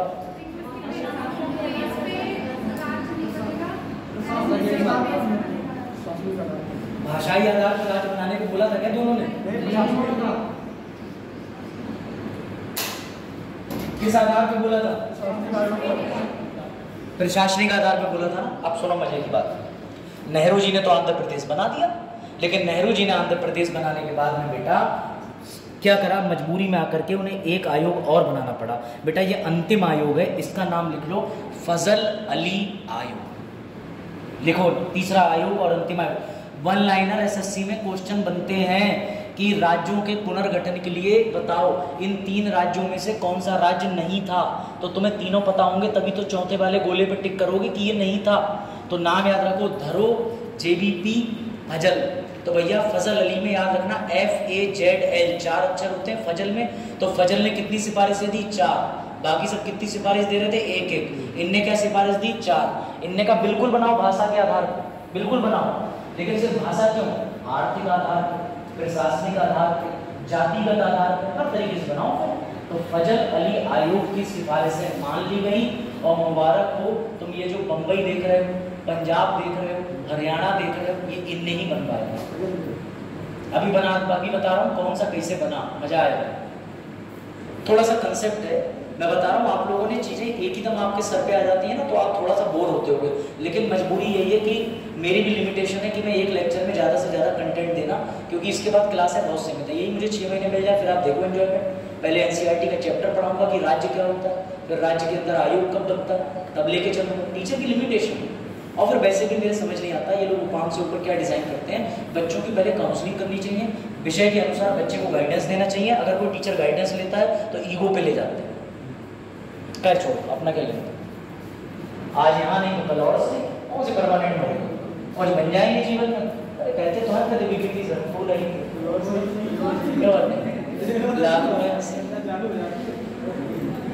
यार, वो लेजेंड आदमी, मैं तो देख के ही दिल खुश हो जाता। दिव्य कीर्ति सर, खान सर, दिव्य कीर्ति सर। अब तो वजह सर थोड़े वॉलेटाइल है। वॉलेटाइल का मतलब वो तो ऐसा कहते हैं कि क्यों बैठे, उठ खड़े, भागो यहाँ से। 1-2 पुलिस वाले टीचर भी अच्छे, विवेक सर भी अच्छे, विवेक सर। हाँ चलो बेटा ठीक है, अब ये चीज ध्यान रखना।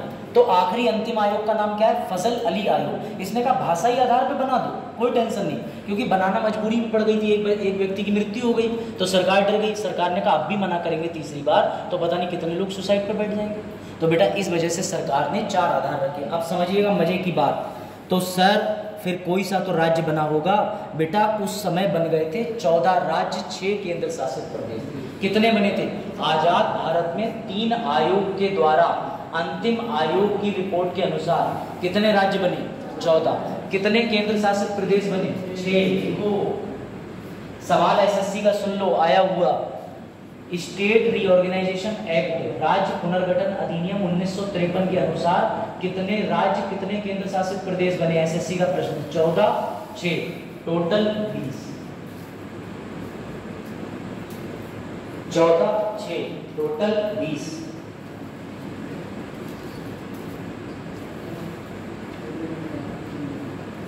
अब राज्य, हाँ लो, क्योंकि राज्य इसका नेक्स्ट नए वाले और अब विभिन्न राज्यों का एग्जाम है ना? हाँ शायद यही ग्रेजुएशन। चलो ठीक है बेटा, अब आगे बढ़ते हैं। आगे बढ़े, अब समझिएगा। तो सर ये 14 राज्य तो बन गए, 6 केंद्र शासित प्रदेश बन गई, लेकिन अब सुनो सरकार के मत्थे एक और समस्या पड़ गई। कैसे? अब बंबई के अंदर रहते हैं मराठा। बोले क्यों भैया, जब तुमने तेलुगु के आधार पर बना दिया उनके लिए भाषा वाला राज्य, तो हमें क्या कांटे, हमारे आधार पे भी राज्य बनाओ भैया, सीधी बात है। तो बेटा बंबई के लोगों में आंदोलन शुरू, गुजराती बोलने वाले लोगों में आंदोलन शुरू, बंगाली बोलने वाले लोगों में आंदोलन शुरू। तो अब लिखिए, मजा आएगा तुम्हें, दिखा रहा हूं क्या, लो बेटा इस चीज को नोटिस करना, नक्शे दिखाएं तुम्हें तब मजा आएगा।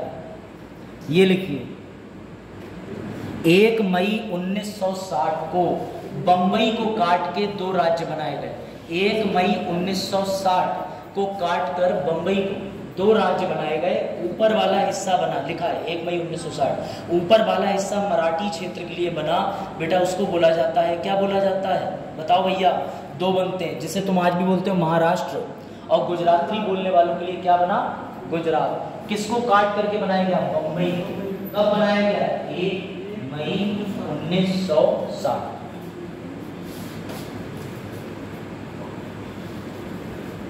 लिखा, देखा आयोग कैसे क्या कर गया? अभी देखो तुम्हें लग रहा होगा सर बस नहीं, अभी पंजाबी भी मांग करेंगे, ये 80-80।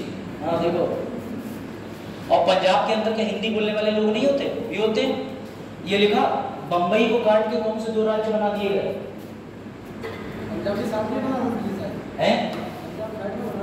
पंजाब इसके बाद बनेगा 6 साल बाद।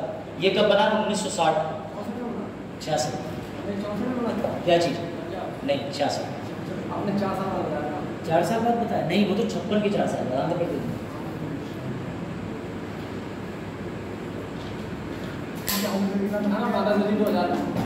हाँ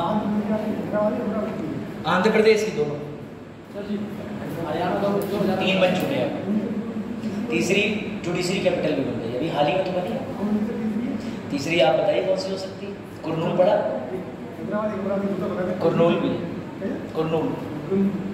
चलो अब आ जाए इधर देखो ध्यान से। तो बेटा बंबई काट करके 2 क्या बना दिए? महाराष्ट्र और गुजरात। लिखा है। अब एक बार इसको भी देख लेते हैं इससे आगे। पंजाब का पार्टीशन कब हुआ? 66 में। तो बेटा 66 में पंजाब को काट के हिंदी बोलने वालों के लिए बना दिया पंजाब, और हिंदी बोलने वालों के लिए हरियाणा, और पंजाबी बोलने वालों के लिए पंजाब। तो इसका मतलब सर बंबई काट के बनाए गए जी। बंबई काट के मतलब आरी मशीन नहीं चलाई, एक लाइन खींच दी कि ये हिस्सा हो गया सिर्फ महाराष्ट्र, ये हिस्सा हो गया गुजरात। गुजराती बोलने वाले बहुल्य संख्या में कहाँ रहेंगे? गुजरात में। और मराठी बोलने वाले महाराष्ट्र में। ऐसे बेटा किसे काट के अलग कर दिया? पंजाब। हिंदी बोलनी है तो चले जाओ हरियाणा, पंजाबी बोलनी है तो भैया कहाँ हो? पंजाब। तुम्हारे उत्तर प्रदेश को भी काट दिया गया सन 2000 तारीख 9 नवंबर। उत्तर प्रदेश के पहाड़ी इलाके, जो उत्तर प्रदेश है उसका पश्चिमी हिस्सा, मतलब पूर्वी और पश्चिमी हिस्सा काट के 13 राज्य बना के बना दिया उत्तराखंड। उत्तराखंड में कितने हैं भैया? तो 13 जिले। और आपके उत्तर प्रदेश में कितने? 75। ये डिवीजन कब हुआ? 9 नवंबर 2000। इसीलिए प्रश्न आता है कि उत्तराखंड स्थापना दिवस कब मनाया जाता है? 9 नवंबर सन 2000। हाँ लिखते चलो।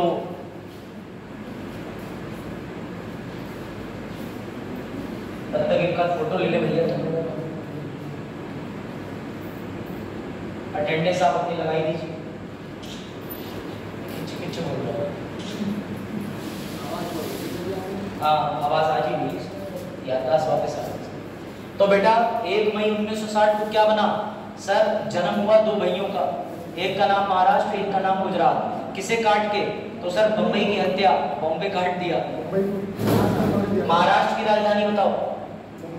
मुंबई गुजरात की राजधानी, गुजरात के सीएम का नाम फंस गए, हेमा खांडू। वाह वाह वाह, कौन सा नशा करा तुमने? हाँ,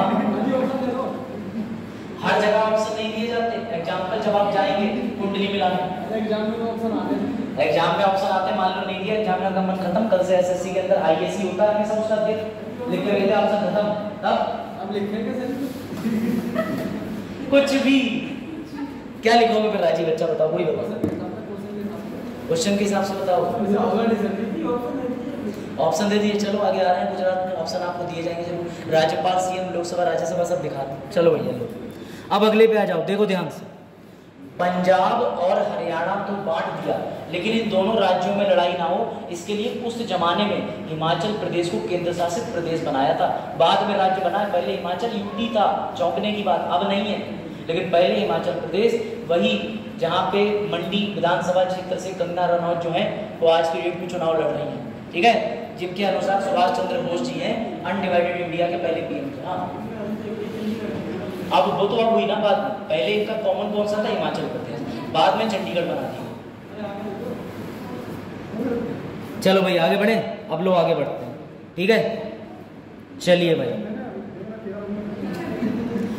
अब देखो जितने भी, अरे कोई नहीं है, अटेंडेंस मार्कर, जितने भी राज्य हैं सबकी इंपॉर्टेंट कैपिटल सारी चीज़ें लिखी हुई हैं, ये तुम खुद भी पढ़ सकते हो, इसके लिए कोई खास सवाल लगाने की जरूरत है। इसे ये देख लो, अरुणाचल प्रदेश के इस समय वर्तमान में गवर्नर कौन है? तो प्रश्न भी लिख दिया है, उत्तर भी लिख दिया है, लोकसभा राज्यसभा सीटें भी लिख दी है। हाँ, एक दो क्या आपने ठीक नाम दिया, अरुणाचल का ले गए आप गुजरात। चलो इसके बाद याद रखिएगा राजधानी क्या है? ईटानगर। ये अरुणाचल प्रदेश विधानसभा में सीटें कितनी हैं? 60, ठीक है। कौन सा राज्य है, कितने नंबर का? 24वां। ये सब लिखा है, ये पीडीएफ में मिल जाएगा, लेकिन आपको जो मेन चीज़ बताने की वहाँ मैं लेके चलता हूँ। चलो भाई,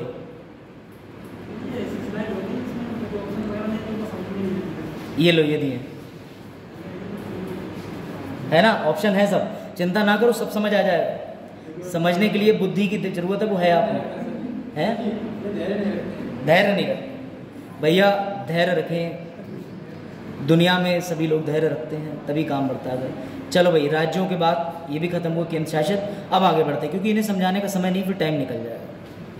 चलिए भाई लिखिए, जनगणना के सारे इंपॉर्टेंट मैथ। सबसे पहली बात तो 2011 की जनगणना में कितने लोग शहर में रहते हैं? तो भैया शहर में बहुत कम लोग होते हैं। आदमी बड़ा कॉन्फिडेंस से कहता है मैं शहर का रहने वाला हूँ।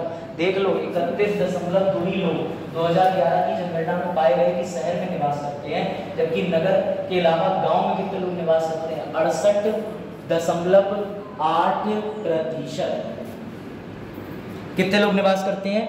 68.8% लोग गांव के हैं। तुम भी गांव के, मैं भी गांव है, गांव के साथ सब कुछ है ना। अरे नहीं गांव के, तुमसे चॉइस कौन पूछ रहा है? यहाँ बढ़िया लड़की मिले बात करना। अब ये लड़की पे भी लागू है कि उसे तुम पसंद आओ कि नहीं हो भाई, ये भी तो है ना, लड़कियों का अधिकार भी तो है। लड़कियां रिजेक्ट करना ही चाहिए, क्योंकि तुम अकेले कोई शक्तिमान थोड़ी पैदा हुए हो, और भी सम्राट किल्बिस पसंद आ सकते हैं उन्हें, है ना। चलो भाई, ये लिखा, लिख लो, लिख लो।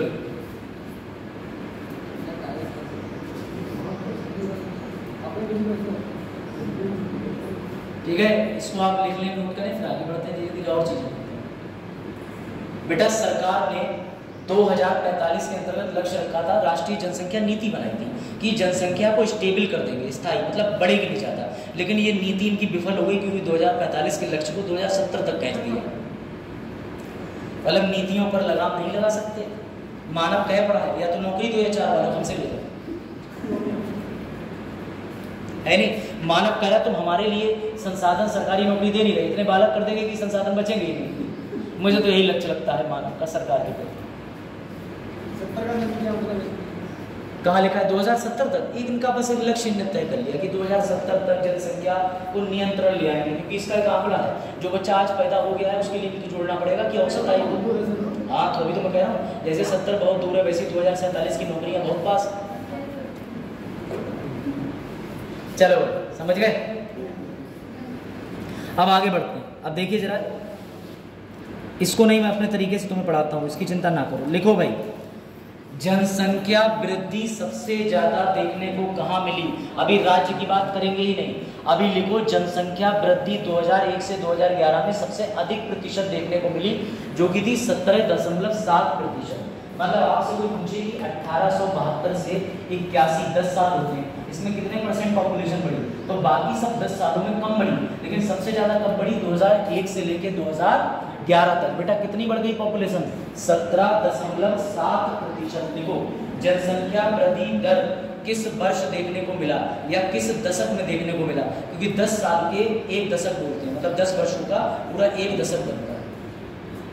17.7 सबसे ज्यादा कहाँ देखने को मिली?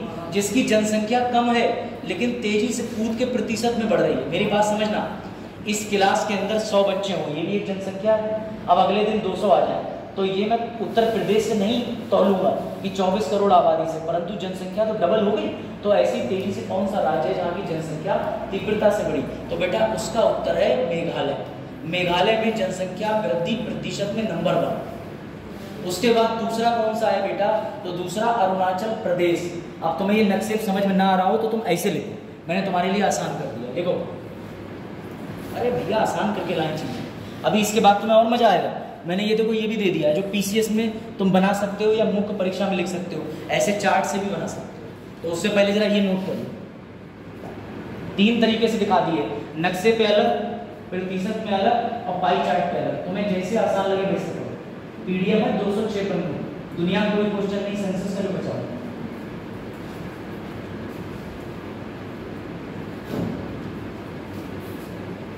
इस पीडीएफ को बनाने में समय बहुत लगा था।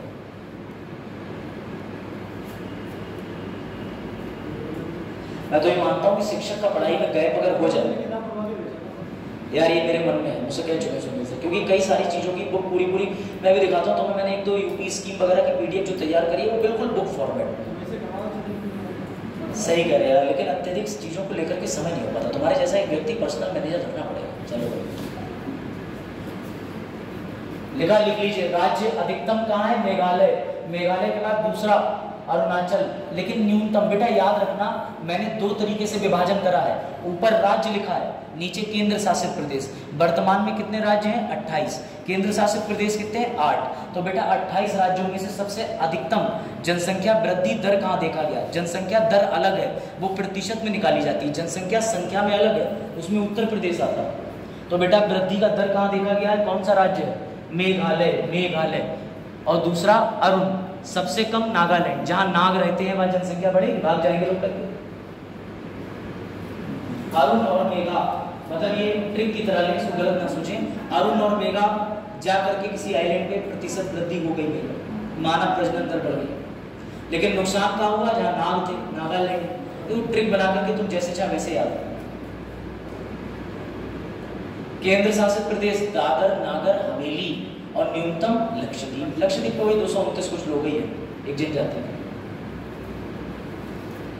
लिखते चलिए, इसमें लिखने का काम अच्छा खासा है।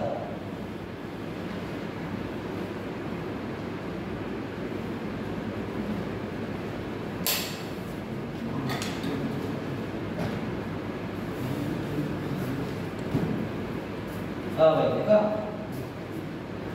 लिख लीजिए। अब आपके दिमाग में आ रहा होगा सर मेघालय का प्रतिशत, अरुणाचल का, नागालैंड का, तो टेंशन की बिल्कुल ना लीजिए। जिन बच्चों ने नाम नहीं भी लिखे, अगली स्लाइड पे सब नाम है, नोट कर सकते हो। बाकी लोग प्रतिशत लिख लो। मेघालय का प्रतिशत कितना है? 27.9। अरुणाचल प्रदेश का कितना है? 26।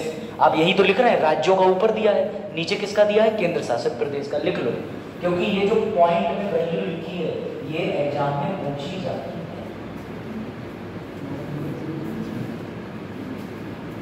लिखो, जो पूरा ये बना हुआ है, चाहे ऐसे बना के लिख लो, चाहे जैसे तुम्हें आसान लगे वैसे लिख लो।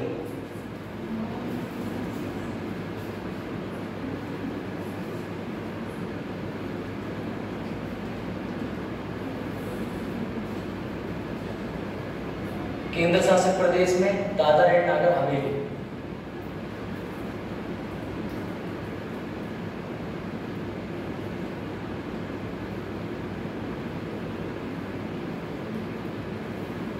जब लिख लेंगे तो बताइएगा आगे बढ़ो। हाँ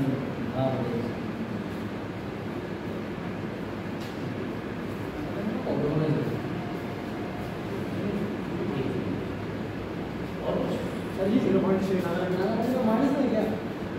ठीक। 0.6 हाँ भाई बच्चों बताओ माइनस वाला इधर क्या हुआ? कहाँ पर माइनस नाम है? हाँ नागालैंड में माइनस 0.6, मतलब नागालैंड की स्थिति बहुत बदतर है। अब देखो जो एक्स्ट्रा इंटेलिजेंट बच्चे हैं जिन्हें ये लग रहा है सर ये नागालैंड की 0.06 है, बगल में केरल की 4.9, ये पहले क्यों नहीं आएगा, तो बेटा समझो ये गिरे हुए में बढ़ता हुआ दिखेगा। जहाँ की गिर गई है सबसे कम पहले आएगा, उससे ज़्यादा आएगा, उससे ज़्यादा तीसरे पे आएगा। समझ गए? मैं इसकी बात कर रहा हूँ, जो बच्चे ना भी समझ पाए मैं इसकी बात कर रहा हूँ। तो मैं लग रहा होगा यहाँ ज़्यादा वाला पहले आया, तो बेटा ये कम में ज़्यादा है, डिसेंडिंग वाला। तो इसमें ये चीज 0.6 जो कि कम है ये पहले पे आएगी, इससे ज्यादा ये है दूसरे पे आएगा, इससे ज्यादा तीसरे पे आएगा। ये किसकी बात करता है? न्यूनतम में। लिखा मेघालय अरुणाचल नागालैंड, मेघालय अरुणाचल नागालैंड। मेघा ने अरुण से कहा नाग देखो करेले के ऊपर बैठा है, ट्रिप। अब भाई ऐसी याद रख पाओगे और कैसे याद रखोगे? मेघा ने अरुण से कहा देखो नाग बैठा है करेले के ऊपर, तो भैया नाग के पास तुम जाओगे नहीं, जनसंख्या कम, करेला सबको नहीं पसंद, जनसंख्या कम। मेघा और अरुण दो बच्चे, तो भैया बस जनसंख्या बढ़ गई, दो बच्चे मिल गए। ठीक, केंद्र शासित प्रदेश में तो भैया छोड़ दो, हवेली पे दीप जलाओ, है ना, हवेली पे दीप जलाओ, केंद्र शासित प्रदेश की ट्रिक। हवेली पे दीप जलाओ और दीप में क्या दिखेगा? प्रतिशत कितना, जनसंख्या वृद्धि का या गिरने का। ठीक है, मेघा ने कहा अरुण से नाग बैठा है करेले में, और क्या करो हवेली में दीप जलाओ। ठीक है, जिन्हें ना याद रख पाए वो ऐसे भी याद रख सकते हैं, जैसे चाहे वैसे याद रख लो, ट्रिक तो ट्रिकी होती है।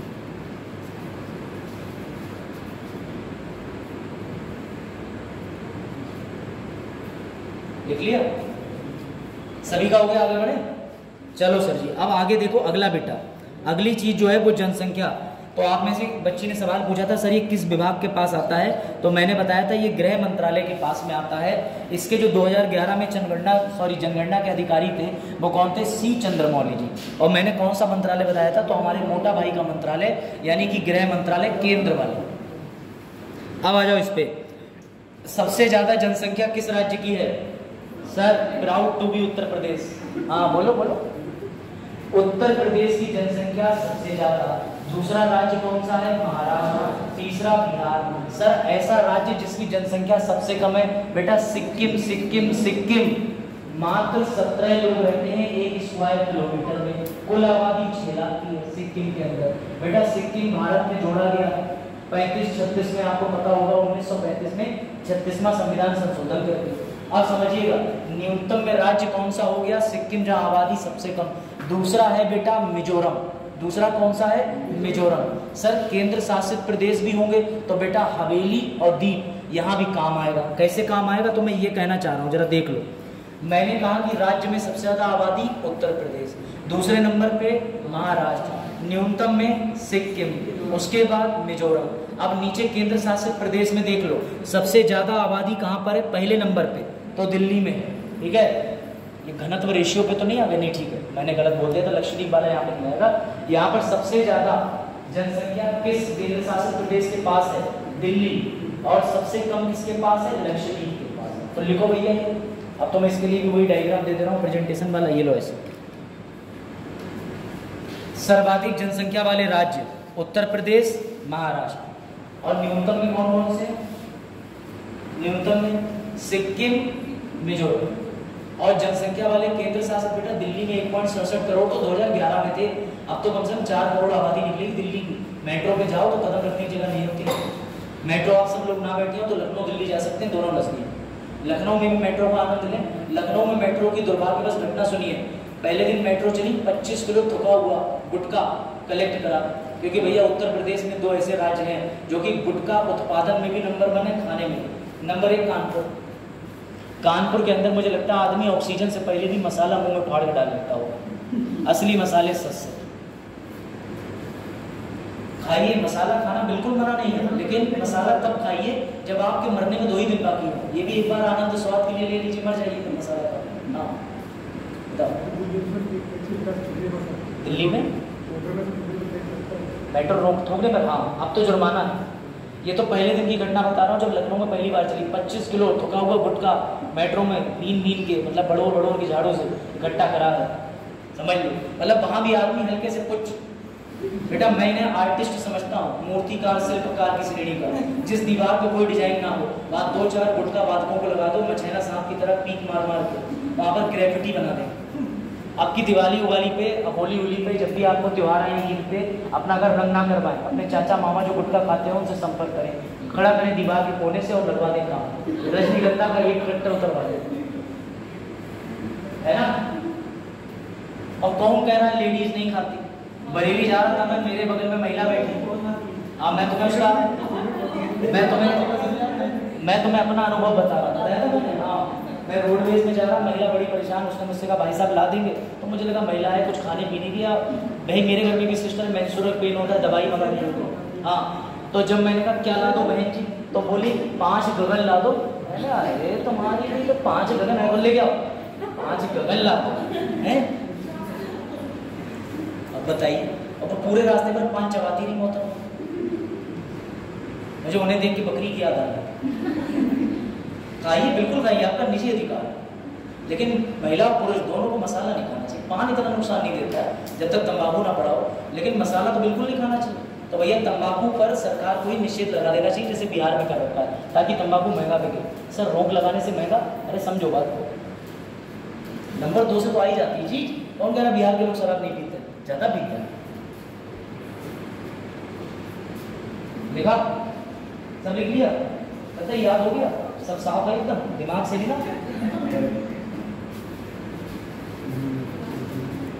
चलो भाई लिखा।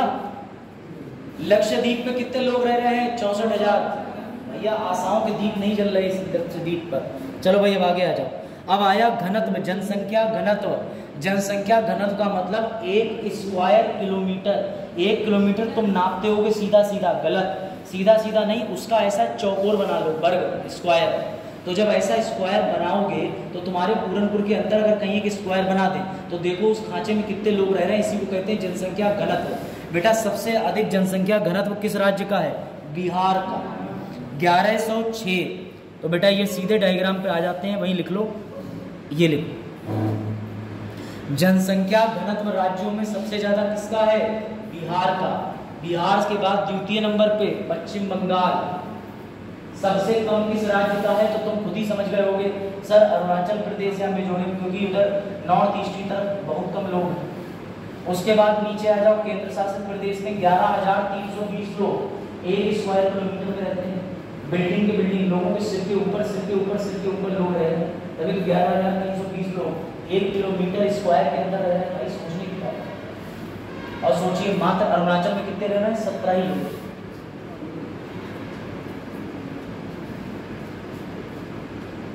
और सबसे कम घनत्व वाला, न्यूनतम जनसंख्या घनत्व वाला अंडमान निकोबार द्वीप। कितने? 46 ओनली पर स्क्वायर किलोमीटर। बेटा ये आंकड़े 10 से 15 बार घर पे रिवीजन करने पड़ेंगे, वरना सवाल नहीं बनेगा। फिर यहाँ दूसरा टीचर आके कहेगा अगले सत्र में क्या पढ़ाया तुम्हारे रिसेप्शन में, रुको पीक मार के आते। तो बेटा ऐसे मास्टरों से बचें। मुझे मेरी गरिमा, इसीलिए मैं ज़्यादातर फ्री बैचेस में एनरोल नहीं होना चाहता। बच्चे निःशुल्क ज्ञान लेना इच्छुक ही नहीं समझते। अभी तुम्हारे 1.5 लाख 2 लाख 35,000 बच्चे यहाँ पर पैसे फंसे होते, तो तुम आज मुझे एक चीज़ का सेंस बड़े ध्यान से सुन रहे होते, और ज़्यादा से एकाग्र होके फोन पीछे जमा होते लाउडर में कि अरे संजय ने गुटखा बोला, लेकिन तुरंत वो भी बोला था बगल में। इसीलिए मैं कह रहा हूँ ये योजना इसीलिए नहीं चल रही। फिर दूसरा मास्टर आके अपना सिद्ध करता है कि देखो मैं ज़्यादा महान हूँ, पहले प्राइवेट टीचर पढ़ा गया, उसे कुछ नहीं आता था, उसे बहुत कुछ आता था, वो इंटरव्यू दे गया, अब चयनित भी हो जाएगा, और नहीं भी होगा तो ई रिक्शा भी चलाएगा, तो पॉलिटिक पढ़ाते पढ़ाते चलाएगा, फेमस हो जाएगा यूट्यूब पे। मैं तो सीधी बात कहता हूँ, कोई भी व्यवसाय छोटा नहीं होता। किराने की दुकान भी चलाइए ना, हर चीज का सम्मान, बतासे बेचने पड़े वो भी बेचेंगे, ऐसे बतासे बेचेंगे 10 लोग ना मिला देखा। और फिर बड़े बड़े नेताजी की कटोरा ले खड़े हुए हमारे आगे, साइड में 10 मिनट बाद अभी बहन जी खा रही है, अब बहन जी उसमें जो ऐसे नाक पूछ करके एक और भैया एक और। तो इसीलिए कह रहे हैं अपनी कार्य क्षमता पे कम मत आंकना खुद को। वो टीचर कहते तुम्हारा कुछ नहीं हो सकता तो समझ लेना इसे दिक्कत है, हमसे ज़्यादा अच्छा कर रहा है। खासकर यही होता है, बच्चों से ज़्यादा मिलने जुलने वाले टीचर ज़्यादा लंबे समय तक नहीं टिक पाते और दूसरे टीचर्स में जेलसी भी होती है। मैं इस संस्था की बात नहीं कर रहा, मैंने बहुत संस्था देखी है, अगर आप अच्छा पढ़ाओगे तो कुछ टीचर कहेंगे इतना क्यों पढ़ा रहे हो, फ्री में इतना क्यों पढ़ा रहे हो। मैंने कहा भाई पढ़ाना तो पड़ता ही। बोले नहीं इतना नहीं पढ़ाया जाता, आप गलत पढ़ा दे रहे हो, तो ये बच्चे शौकीन हो जाएंगे इन चीज़ों के पढ़ने। हो जाए मैं नहीं पढ़ाऊंगा तो तब भी तुम जो नौकरी चाह रहे नहीं मिलेगी, तब भी मिल जाएगी। कोचिंग कोई जीवन बना लो तब भी तुम्हें नौकरी मिल जाएगी, ये बात ध्यान रखो। वो तो सरकार की योजना है कि सरकार ने कहा चलो जो बच्चे एग्जाम दे रहे हैं या जो इंटरेस्टेड है उनको उनके घर पे ही योजना का लाभ दे देते हैं। लेकिन समस्या इतनी आ जाती है कि बच्चों से पूछ के पॉलिसी बनानी चाहिए। कायदे में 2 साल के अंदर आपका फीडबैक जाना चाहिए उपाम में, लखनऊ में। आपके पास एक नोटिस, एक सर्वे आना चाहिए कि किस तरीके के शिक्षक ने कैसी चीज़ पढ़ाई, इस सर्वे को भर करके ऊपर भेजें। ये सर्वे अभी तक किसी बच्चे से लिया जा रहा है? तय कौन कर रहा है? तय कुछ ऐसे लोग कर रहे हैं जिन्होंने कभी भी कॉम्पिटिशन क्लासेस पढ़ाई नहीं। इसीलिए मैं कहता हूँ पढ़ाई के स्तर के लिए गवर्नमेंट की नीति खराब नहीं होती है। उत्तर प्रदेश में विवाह को लेकर योजना है, सामूहिक विवाह वाली, उसमें 51,000 रुपये मिलते हैं, 35,000 कैश, बाकी का सामान चूल्हा चौका। लेकिन ऐसे ही वारदात हुई उत्तर प्रदेश के जिले में कि महिलाएं उसको माला पहना रही, सगे भैया बहन बैठ गए, शादी वाले दोबारा बैठा दिए। क्यों? क्योंकि सरकार ने तो योजना में पैसा भेज दिया, लेकिन नीचे के जितने कर्मचारी थे सरकारी, अरे पैसा खा ले, पैसा 51,000 में से हमें चाहिए, बताओ कितनी गलत बात है। तो ऐसी खबरें बहुत निकलती हैं अखबार में, सचेत रहना साथी। वो बचता नहीं है, फिर थोड़े समय बाद में देखो जो रिश्वत खाएगा वो कल को भैया सीधी सीधी बात है उसका बच्चा उससे ये कहेगा पापा लाओ गाड़ी, तो गाड़ी समेत उड़ा देगा रोड पे किसी। फिर तुम कहते घूमोगे सलमान खान हिरन समझिएगा। मैं उनको तर्क नहीं दे रहा, मैं आपको बता रहा हूँ ईमानदारी बहुत बड़ी चीज़ होती है, समझ रहे हो। टीचर का सबसे बड़ा दायित्व है बच्चों में नैतिक गुण डालना। अब तुम लोग कोई संस्था में पहुंच जाओ, तुमको हमारे टीचर ने कहा था अरे यार सब लेते हैं तुम भी ले लो, बस खत्म, फिर तुम भी तो आगे यही चीज़ पहुंचाओगे ना। चलो भाई लिखो अगला, लिंग अनुपात वाला नोट कर लो। सबसे ज्यादा महिलाओं की संख्या पुरुषों की अपेक्षा कहां पर बेहतरीन है? जहां सर जो राज्य पढ़ाई लिखाई में आगे होगा, कौन सा आगे है? केरल। उत्तर प्रदेश तो छोड़ ही दो, सबसे कम कहाँ होगा सर? जहाँ पढ़ाई लिखाई नहीं होगी, बस आराम से बैठ के जमीनें गिनते रहेंगे। हरियाणा में कहते हैं कि भाषा में किले हैं, किले मतलब जमीन, खेत को, तो भैया ये किले ही गिनते रह गए और महिलाएं कम हो गई। और उसके अलावा केरल के बगल में तमिलनाडु, पढ़ा लिखा राज्य, महिलाओं की संख्या 996, कम कहाँ है? हरियाणा में। जम्मू कश्मीर में भी कम है, 889, दुख की बात। केंद्र शासित प्रदेश ज्यादा कहाँ है? पुडुचेरी, लाल रंग मतलब खतरे का निशान, कम कहाँ है? दमन एंड दीव। जब तुम यूपीएससी के या एसएससी में तो छोड़ ही दीजिए, आप वैकल्पिक तो प्रश्न आप बना ही लेंगे, लेकिन जिस दिन आप पीसीएस के अंदर ये डायग्राम डाल के आ गए ना, पीसीएस के टीचर के बस की नहीं है कि तुम्हारे नंबर काट ले, घबरा जाएगा। वो कहेगा यार ये तो डायग्रामेटिक रिप्रेजेंटेशन कर रहा। ऐसी चीज़ें मैं अपनी मेंस की कॉपी में डालता हूँ और ज़्यादा लोड लेके पढ़ता नहीं। काम की बात 20 बार पढ़ लूँगा, 20 अलग अलग चीज़ें नहीं पढ़ूंगा। जनगणना की एक ही बार नोट्स बनाओ, 20 बार नोट रिवीजन कर लो, तुमसे ज़्यादा जनगणना के बारे में कोई नहीं जानेगा। अब तुम्हें पता चले आज अभिषेक सर आए, कल सुनील सर आए, परसों विपिन सर आए, बोले जनगणना हम ज़्यादा अच्छी पढ़ाएंगे, हम उनसे अच्छी हम पढ़ाएंगे। तुम्हें ये पता है 17.5 में 0.5 का रेशियो गिर भी गया था। अब बच्चे कह रहे हैं अरे यार इन्हें तो ज़्यादा देख तो लो। समस्या यही है, जो बढ़िया पढ़ा के जा रहा है उसकी कोई वैल्यू नहीं। इसीलिए मैं कह रहा हूँ बहुत कमी के पाता हूँ ऐसे संस्थाओं में, पता नहीं कैसे चल रहे हैं। एक ही अभी तक लेजेंडरी आदमी मुझे मिले इस संस्था के अंदर, he was mister Pulkit Khare sir, the legend. Pilibhit के अंदर एथिक्स की क्लासें चलती थी, मैं खुद बैठता था क्लास में, उन्हें आज तक यही नहीं पता चल पाया ये स्टूडेंट है कि टीचर। आराम से आता था, फॉर्मल कपड़े पहन के हाथ फैला करके एथिक्स का आंसर देता था, अंग्रेजी हिंदी जैसे बनता था, तो बड़ा खुश होते थे, very good, what is your name?